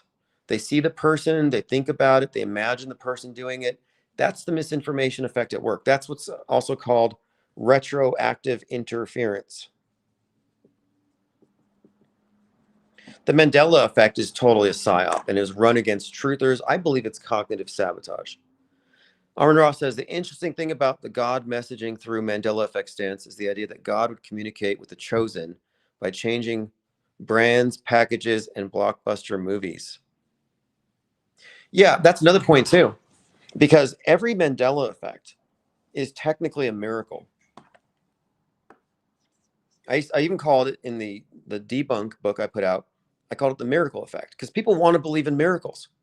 If you've experienced a Mandela effect, you've experienced a miracle. Let's not shortchange it. Basically, You have seen through the illusion of the material world. You have directly experienced it. It's a miracle. It's a divine. It's a message from the divine in that sense. And they have spiritualized it. When I debunked this thing, so many people were mad at me about it because they thought they found evidence of God or something higher than man that was controlling things, that they were insiders to it and they were jumping timelines. I mean, I get it. One minute you're a time traveler jumping universes, and the next minute I'm like, no, actually somebody screwed with your mind. Well, they called me the God blocker. Like I stopped them from finding God. No, I actually saved you a lot of time on a false religious paradigm. You should be thanking me. Not one Mandela person has thanked me for fixing them, for curing them. I cured your Mandela effect, and you're not going to thank me for it. So many potential chemtrail lung patients have stopped believing in chemtrails, yet they haven't thanked me for that or us. Because these beliefs are harmful. If you believe in chemtrails, you could psychosomatically have an effect like chemtrail lung. JT33 says, my Hanes underwear had a cornucopia, but everyone thinks it was Fruit of the Loom. I didn't know that Hanes, I don't know. I'd have to look. Another problem is this. A lot of the Mandela effect proponents have used Photoshop to create mock-ups of all their favorite effects. So now you search online and you're likely to find the fake version. One of my favorite ones is Chick-fil-A. So Chick-fil-A, people say that Chick-fil-A didn't used to have a K on it, and the K got magically added. So I was trying to figure this one out. Like, how do you get this one wrong? Is it Chick-fil-A or Chic-fil-A? Like, why the K? How did the K get added? Or how did people not see the K? So I went over there and I got some crisscross fries, and it turns out if you get a box of fries, the CHIC fits on the front. The K is on the other side of the box. So there's a good chance that you never saw the K. I mean, how hard are you looking at your fast food wrappers anyway? So your memories might legitimately only be CHIC. That might be your legitimate memory. It's a misremembering. It's a misconception. And being a misconception doesn't make it a reality shattering, paradigm shifting revelation from a simulation god. No, it means that you just didn't look at the side of your French fry wrapper. But that's not as sexy as the Mandela effect.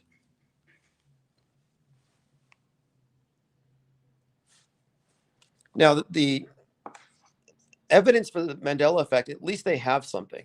At least they have some kind of evidence that they brought forward that you can debate against, even though it's been debunked. But at least they brought their evidence forward. So I asked, what's the evidence for simulation theory or any simulation? And here's a list. Here's a paper. List all the evidences. They actually don't have any.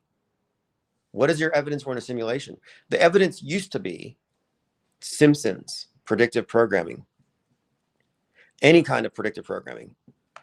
Luigi Mangione was seen by some as an evidence that we live in a simulation because he was, I think that something about, there was a Mario Brothers game that came out, a ghost gun in the hands of the Luigi character. Luigi used a ghost gun. So the same types of coincidences that we always point out have always been lumped in by many as simulation evidences. And that's one of the reasons why a lot of the simulation people have had problems with me, is because their whole belief system, like Mandela effect, was based on some misconceptions about what this information actually meant. So we actually have done away with that. It was never a theory anyway. And it was too heavily promoted by Elon Musk and Joe Rogan for me to think it's legitimate. But if you want to take spiritual advice from Joe Rogan and Elon Musk, be my guest. But there's a reason why they want you to think nothing is real. Because if you think nothing is real, then what is fake news? If reality's fake, who cares about the news? Like, oh, nobody died at this event. Well, maybe tomorrow 30 people will have died. And the next day, it'll go back to the fake version. Nothing is real. Your perceptions are invalid. You just need to go ahead and rely upon your mainstream trusted source to tell you what's going on, because you can't tell yourself what's going on. That's what they want. They need us to be dependent on their pundits. None of these things affect us. That's all cognitive sabotage. That's all highly destructive misinformation for people who are trapped in the duopoly. Your mainstream and your alt media friends are in a controlled paradigm, the result of a very successful psychological warfare campaign. They've already been subdued. The system has already won. You can't fight it. It's incontestable. You certainly can't fight it if you're in their system. The only people in any position to launch a valid criticism against it are off-world stage. And how many of us are there?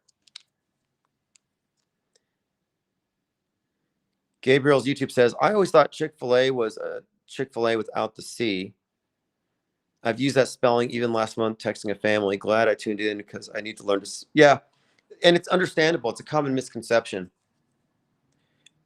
And there's also this hubris that you get from the Mandela effect, like the word dilemma. How do you spell dilemma? How many L's is it? Because some will say there's one L, there's two L's. Well, the fact of it is, none of us had perfect spelling. Unless you were a spelling bee champ, misspelling is a huge part of the process of learning. We misspell, we learn grammar, we have to continually improve because it's a complicated thing and there's a lot of error that goes on. That's why they invented red pencils. So when you say, I remember the word is spelled this way, but they say it's this way, the dictionaries are wrong. The dictionaries changed. It's like, well, what's more likely, Occam's razor? That you had a misspelling, or that all the dictionaries in the world changed and you've been right the whole time? So I'm right and 8 billion people are wrong.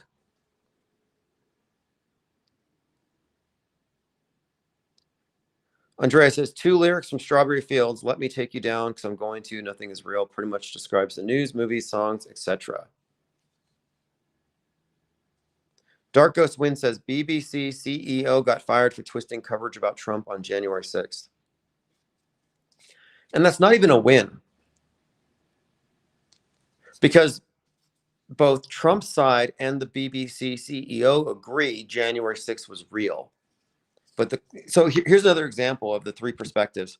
So the mainstream says J6 was caused by Trump and his MAGA mob to stop the certification of the election. Alternative media says it was done by Ray Epps, some Fed, who told everybody to run into the castle. So their view is that it was instigated by Feds. And they come out with this new info. Like every third person there was a Fed. The Feds are responsible. So they both agree it happened, but one says the government caused it. The other one says Trump caused it. But it's another one of these perfect dialectics where they both agree it happened. They just disagree on the cause. That's the duopoly at work. What is our perspective? Our perspective is that it was not instigated. It was not stimulated. It was simulated. So again, you got stimulated as in instigated or simulated. If you still think these events are stimulated, that they're real, but they were provoked, yeah, you're in the mainstream box. If you can recognize that they were simulated, then you would be off-world stage. And these things matter in the context of the forest of fakery, because if January 6th was fake, then all of our conjecture about Butler makes even more sense. Because Donald Trump participated in January 6th. Do you think he didn't know what was going on? Do you think he was an innocent bystander in this? So then Butler happens. Well, in Butler, Trump was the magician in that show. He performed a trick which involved his participation. which means Trump was part of a psyop. So if Trump was part of a psyop, like an actor in it, so if you still follow him, you know you're following a world stage magician, a crisis actor. I mean, imagine that. A deceiver going out to his voters with a big, with a big pad on the side of his ear. It looks like the same Kleenex. It looks like the same thing that Erica Kirk's wiping her eye with. He's got this big bandage on his ear, though, like he's playing a victim, right? Well, what does that mean? Think about the bigger picture. If he faked Butler, then was he really an enemy of the state and they had to take him out?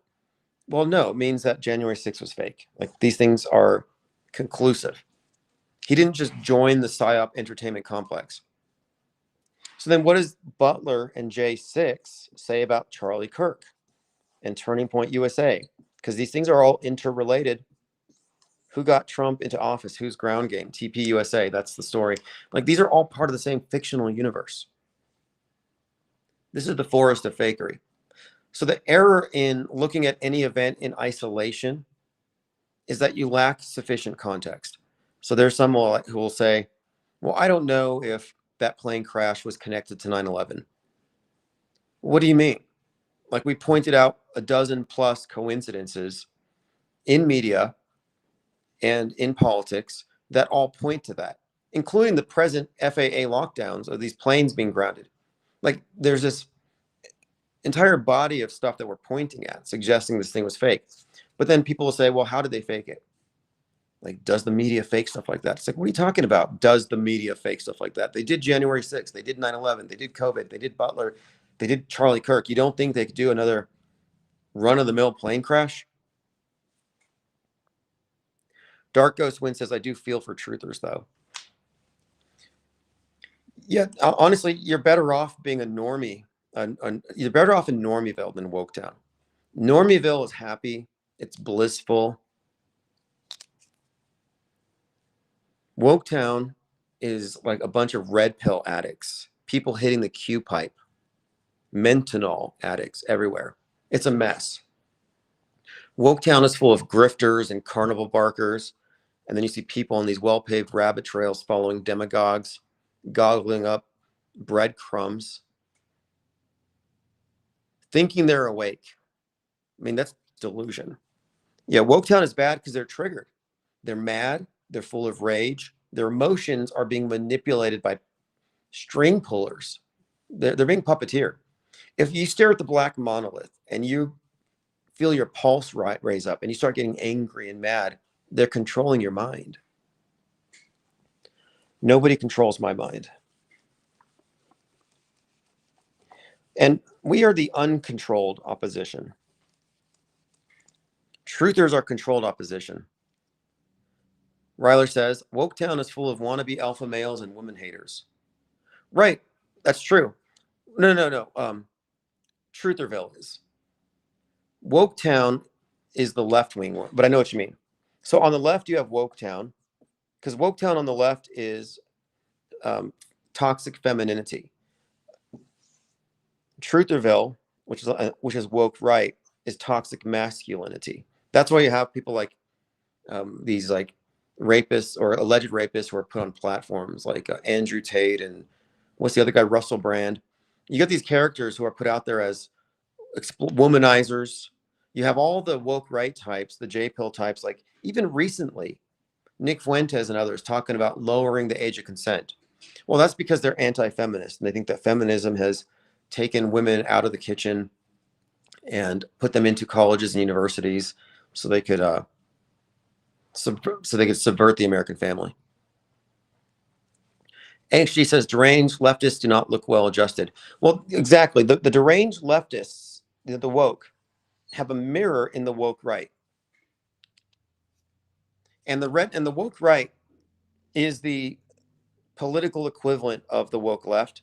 So that's, again, this is on the political horseshoe, but they're mirrored. But the red pill is a subset of woke right. So red pill people are having a nightmare. Blue pill are dreamers, red pill, nightmare. They're having nightmares. Their version of the world is much scarier. So again, it's significant here that red pill is a subset of woke right because ultimately it has the same enemies or the same scapegoat, but they just refer to them as different things. So woke right will say it's Israel. Red pill people will say it's the Rothschilds, it's the bankers, it's the globalists, it's the reptilians. They'll say anything but Israel. And that's because red pill is marketed to a wider audience who would not be as receptive to ethnic hatred. They save that until the very end. I used to get a lot of these, we call them J pill. The J pill people would come in my chat and they'd say, when you guys are done with these conspiracies, let's talk about who's really doing it. Like they had the ultimate truth.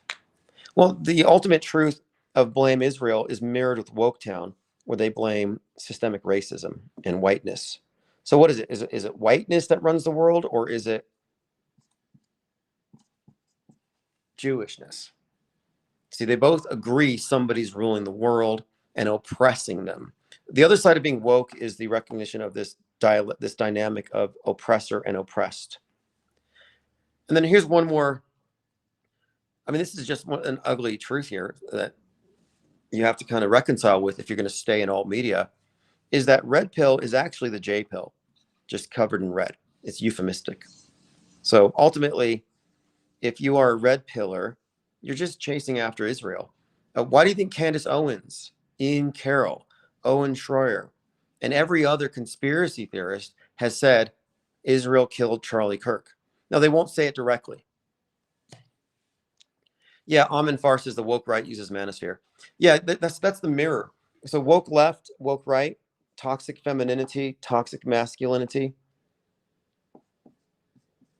I noticed this pretty strong. It was pretty pronounced back when the Roe v. Wade was overturned. And there's a couple of things here. This is when I coined the term concurrent programming. Roe v. Wade is overturned. The feminists are marching because, of course, the right to abortion has been threatened. So I'm like, okay, this is boring. Let me watch the new Game of Thrones, House of the Dragon. Opening episode, House of the Dragon, at the same time of these pro-abortion marches, you had the queen, the most powerful woman in the kingdom, dying in childbirth because they needed the male heir. So they barbarically kill her in a totally botched delivery. She bleeds out. It's totally grotesque and barbaric. And I said, wait a minute here. We have the Roe v. Wade leak and the subsequent marches happening. And then it's mirrored in a grotesque way on the most popular show on HBO, where we're given graphic visuals of what will happen as a result of Roe v. Wade overturning. And I said, wait a minute, this means that the leak was intentionally planned. It means that this TV show would have been scheduled to coincide with that, which is not new. We saw that happen with like Waco American Apocalypse kicking off when Trump kicks off his campaign in Waco. But at this time, I saw the marching, and I noticed that there is another dialectic here having to do with the guns and needles. How the right favors guns, the left favors needles. Guns are active, masculine. Needles require passivity because you're the recipient of the poke. And I noticed this guns versus needles thing. But I also noticed here that the toxic feminists or the left, the woke left, they want to grab your guns. They want to grab your guns.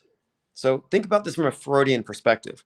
And again, Netflix, first CEO, co-founder, related to Freud and Edward Bernays. So the feminists want to grab the guns. The left wants to grab the guns, which is emasculating.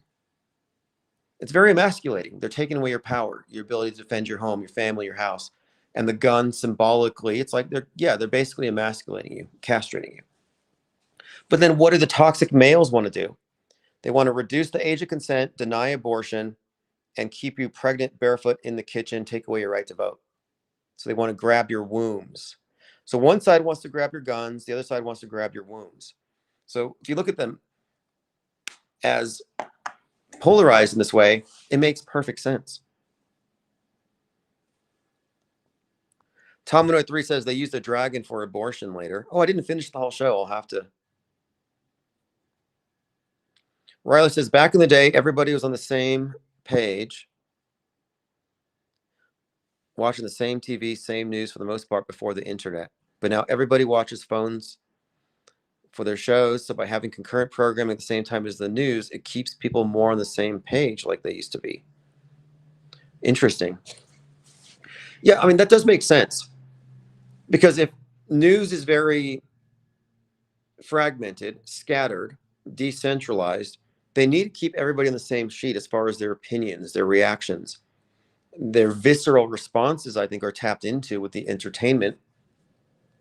But it does make sense. Total media ecosystem saturation. And we see this I call it concurrent, or no, I call it, yeah, I think I called it concerted messaging. Concerted messaging refers to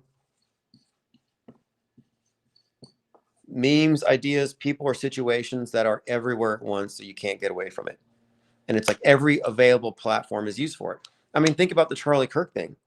You had the event itself, you had the Hulu movie version of it, witnessed by a large number of people. Number one show in Japan, Taiwan, Turkey.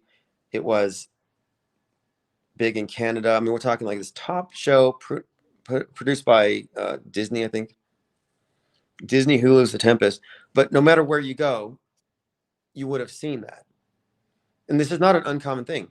Or you didn't watch the news about the Uvalde shooting, but you watched the season premiere of Stranger Things, a bunch of dead kids at the beginning, and a note at the beginning. By the way, this might offend you if you watch the news. And then you have the show FBI season finale, where there's a school shooter and they don't have a warrant and he's going to go shoot up the school. So some FBI agent goes against protocol, says screw the warrant, and he stops the kid, saves lives. Well, how did Uvalde end? They had an off-duty border patrol guy do the job because the police wouldn't. In fact, they actually canceled FBI season finale because it was so close to the storyline.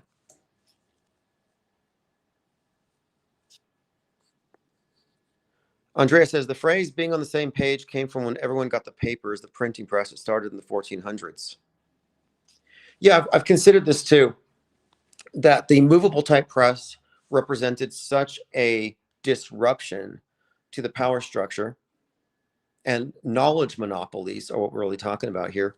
And that's fundamentally it. It's a knowledge monopoly. And we're dealing with a world view monopoly.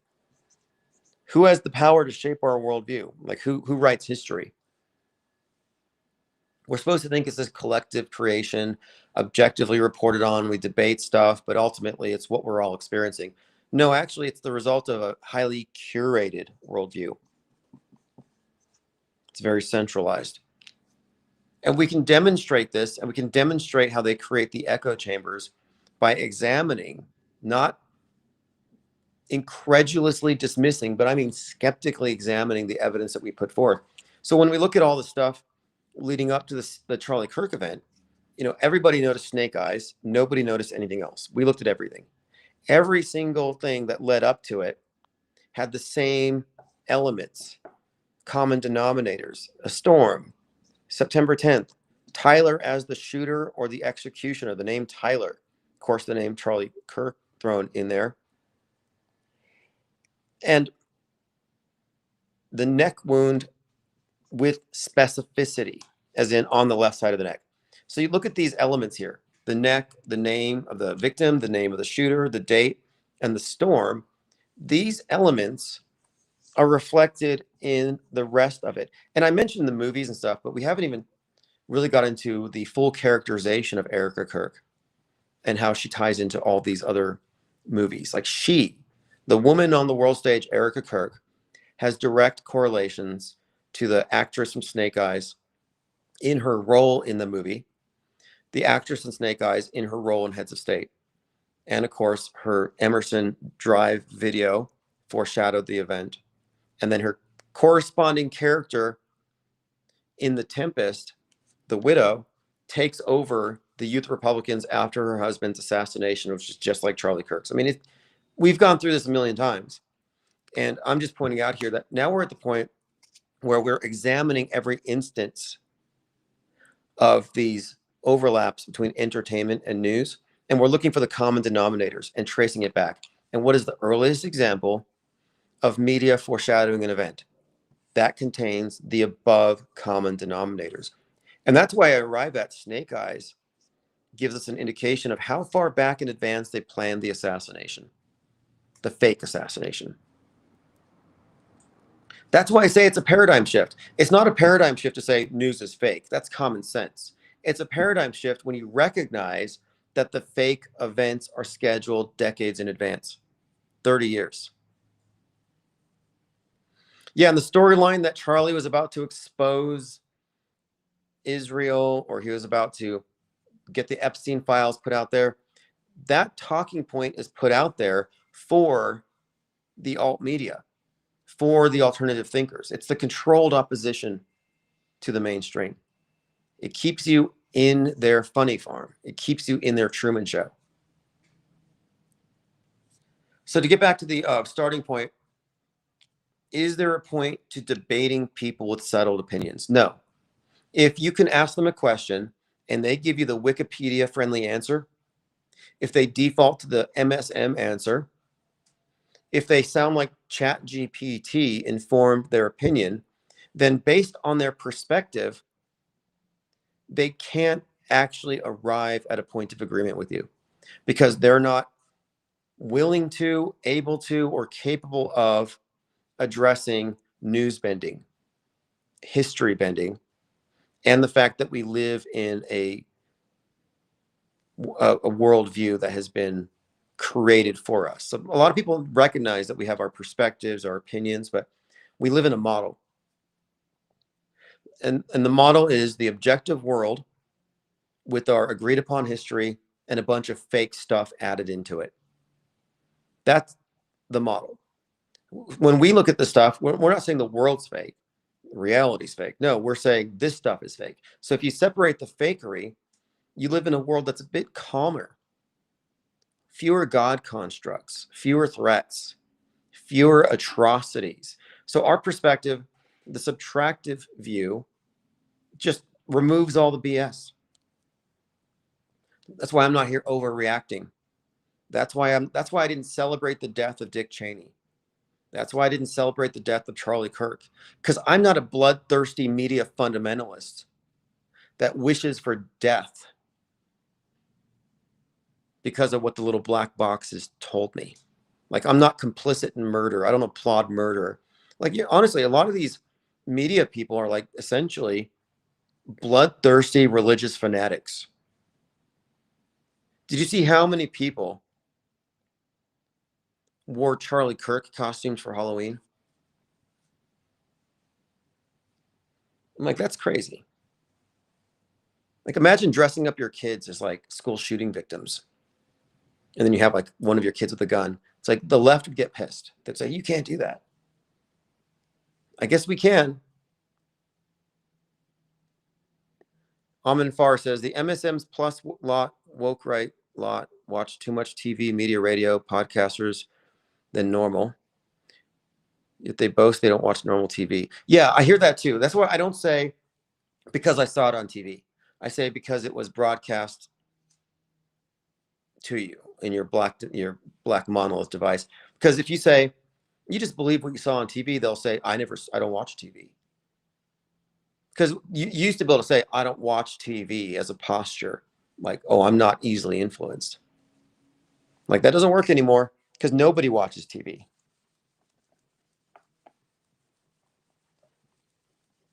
I mean, very few. That's not what we mean when we say watched. And also the implication is that you watch TV, it's passive. And if you have a million channels to choose from, you're exercising choice. Well, now you're not just a passive news consumer, right?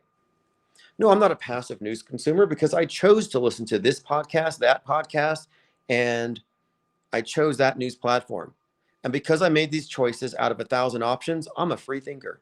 No, because all of your options are on one or the other side of the controlled world stage.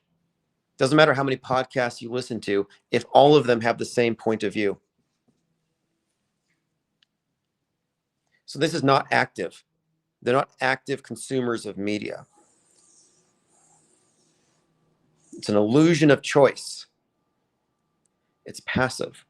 They're passive receptacles for propaganda garbage. Your mind is a trash can for Big Brother.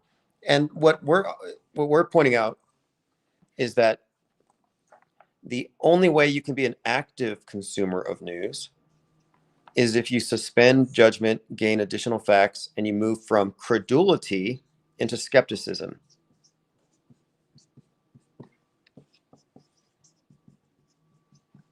Credulity is pretty much the best way to describe it. People believe their sources, auto believers, as we describe them.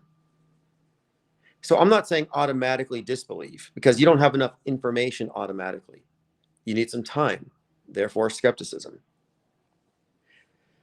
But you should automatically think about whether or not it's fake. It should be on your mind. Dark Ghost Wind says most of the Twitter feed is psyops and thinly veiled brainwashing. Yes. Twitter, X, whatever. X is like X say free speech. No, X is just like, okay, X is meant to oppose the woke mind virus. That's Elon Musk's idea. Like, I had to take it over because the woke mind virus.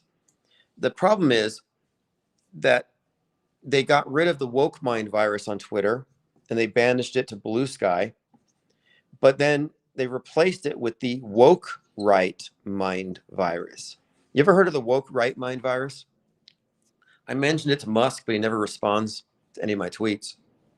The woke right mind virus is just as big, just as virulent as the woke left mind virus. So there is no woke mind virus. There's a woke left mind virus, and there's a woke right mind virus. They're competing viruses, trying to infect as many of the MAIDS patients out there. And if you're on the world stage, you're basically a MAIDS patient. And what is MAIDS? Mind AIDS. It means your mental immune system has been compromised. And if you're a truther and you fall for any of their orthodox trutherisms, loaded with logical fallacies, well, every logical fallacy that you fall for is a vulnerability in your mental immune system. If you fall for loaded questions, then you can be infected with mind viruses quite easily. Infinite plane radio is mind war inoculation. It's like a vax for your mind. Tominoid says all new woke zero. So are we woke? No. I don't know what you call us. I mean, off-world stage perspective is really outside of their box of faux woke. They're not really awake. They're high. There's a difference. High on the red pill, Q-pipe, high on outrage, high on grievance, political violence. You'll never see an off-world stager advocate for political violence. Although you might hear us say things like, I can't wait till they nuke Seattle. But we see so knowing that it's going to be fake. Commenter says, powerful Mexican deity associated with Saturn, god over black mirrors and such, appears in paintings with a black mirror. Yeah, I've heard about this. Okay. I've heard about this. And that the black scrying mirror that John Dee used to communicate with angels or demons or whatever, it was supposedly from Mexico. By the way, speaking of demons, have you heard Tucker Carlson lately? He's like, I believe that demons can take physical form. Demons attacked me in my bed. I was bleeding all over the sheets. Like, he's still out there pushing that. And you have Candace Owen says demons are real. Elon Musk, Peter Thiel, and Sam Altman kill children and sacrifice them to summon demons into Grok. So AI is demons summoned by sacrificing children. But Tucker Carlson has become very comfortable talking about physical demons. And now one of them got into his bed.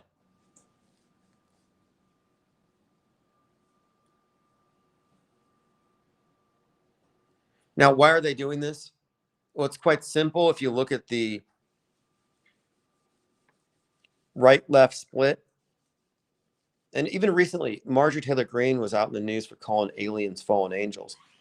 Left-wing, progressivism, atheism, scientism, they don't believe in angels because that's archaic and laughable and medieval and ignorant, superstitious. But they believe in aliens. Right-wing doesn't believe in aliens. They believe that aliens are likely demons. It's one of these things where it's perfectly split down the middle.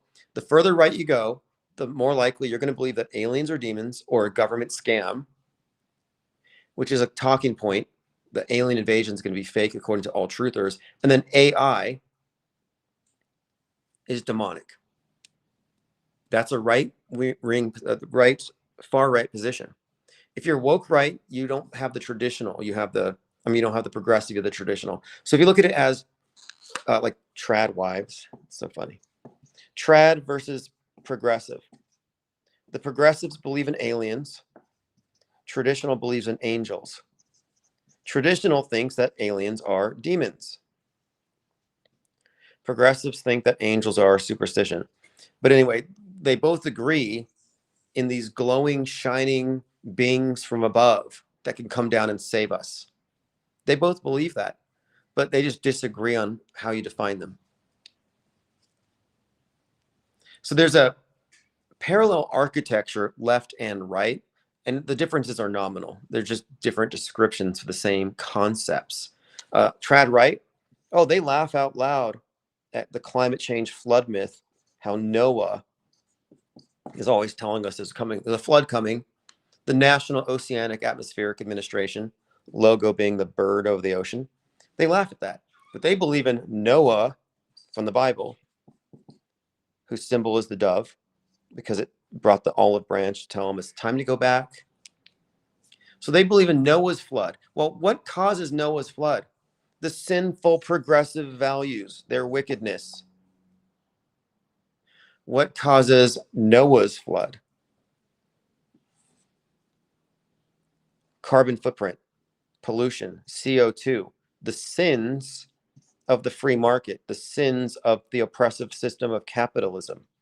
So left blames right for the flood, right blames left for the flood. I've even seen some right wingers saying that God sent the climate change to punish us. So one believes in the traditional concept of sin, as in wickedness,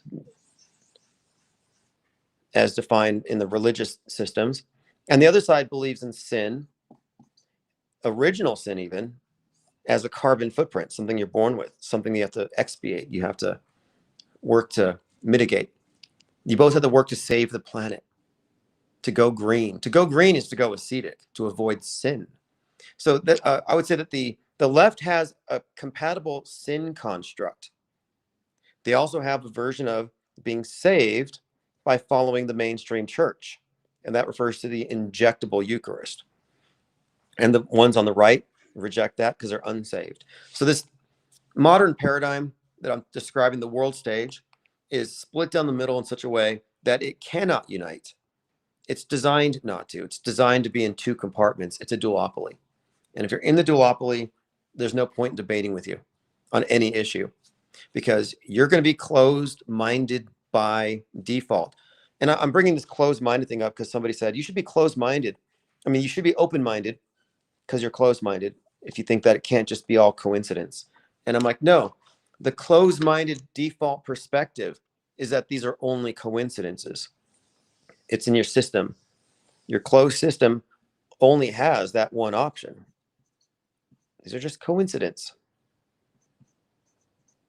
That's by default closed to new information. So we are the open-minded ones. That's why I say infinite plane radio, open phones for open minds, because this is off-world stage perspectives and it's inclusive of stuff that the closed-minded people cannot even consider. And they demonstrate they're closed-minded when they don't confront our evidence as anything more than a straw man. They engage ad hominem. And again, your straw man is inferior to our steel man arguments. And I steel man all the arguments on the world stage. We melt those things. We melt them down. make blue wrenches out of them. Meanwhile, burning straw men doesn't really inform you. It doesn't empower you in any way. It doesn't put you in an advantageous position over the other side. It's just a way of dismissing it without doing any real work. So I look forward to principled and informed debate in the future. I don't see it happening, but if it does, that'd be great.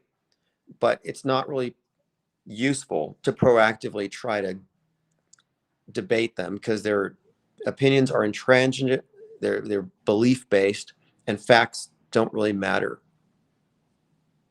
to belief systems.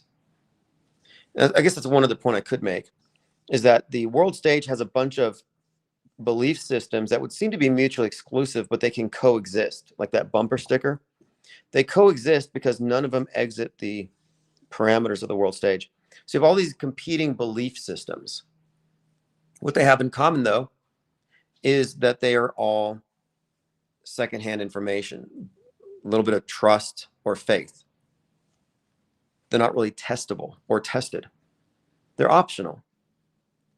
And what we proffer here is not a belief system. It's not an alternative belief system. In fact, if anything, we foment a culture of disbelief.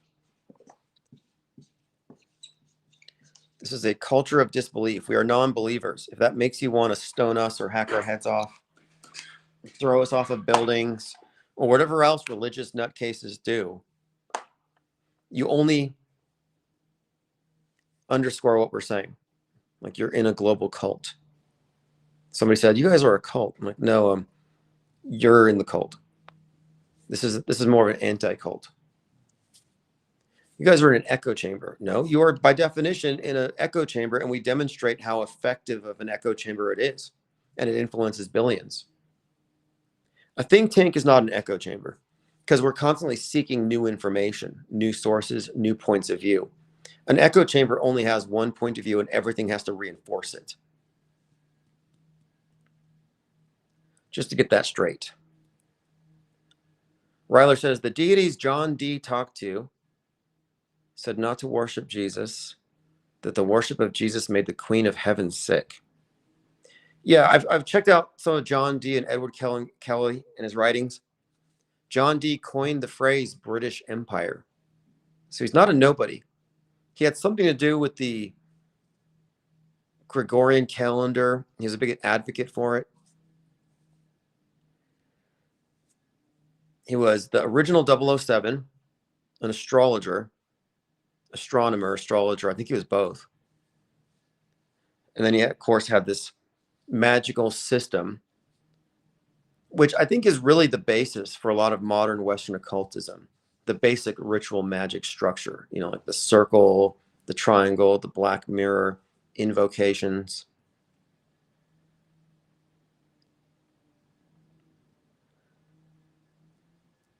But the scrying mirror is identical to your cell phone, the black mirror. And there is this, I've actually looked into it. You can look into these grimoires. And if you wanted to summon a demon, I think you draw a circle like with chalk and a triangle and then in a circle around the circle. And I think your phone goes in that second circle. You got to have incense there. And you do this invocations. And supposedly the evoked spirit will show up in the mirror, in the reflection of the incense smoke. I haven't tried it yet, but I'm interested to see if anybody has.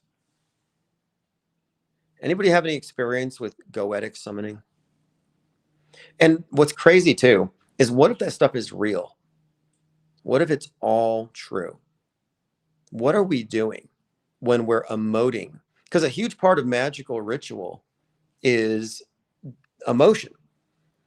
Like in order to do magic, one has to have strong emotional output. There has to be a release.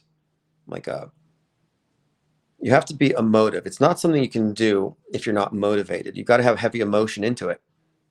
It's why music, theater, and the visuals are part of ceremony. It's to bring about not the intellectual engagement, but the emotional aspect. And when people hold their phones, they're constantly emoting into their black mirrors. And so if I was a a Candace Owens listener, I might be inclined to think it's plausible that we're feeding demons all the time. And at some point, they're going to usurp our bodies by jumping out of the black mirrors and hijacking our minds. Anyway, this has been great. We'll talk about this and more later. I'm going to turn the 24/7 stream on in between live streams.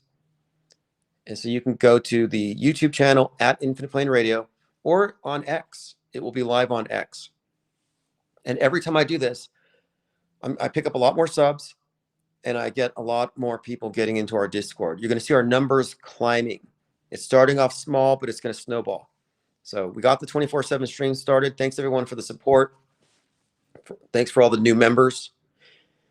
And if you just got a membership, I'm going to be putting up some content for members only.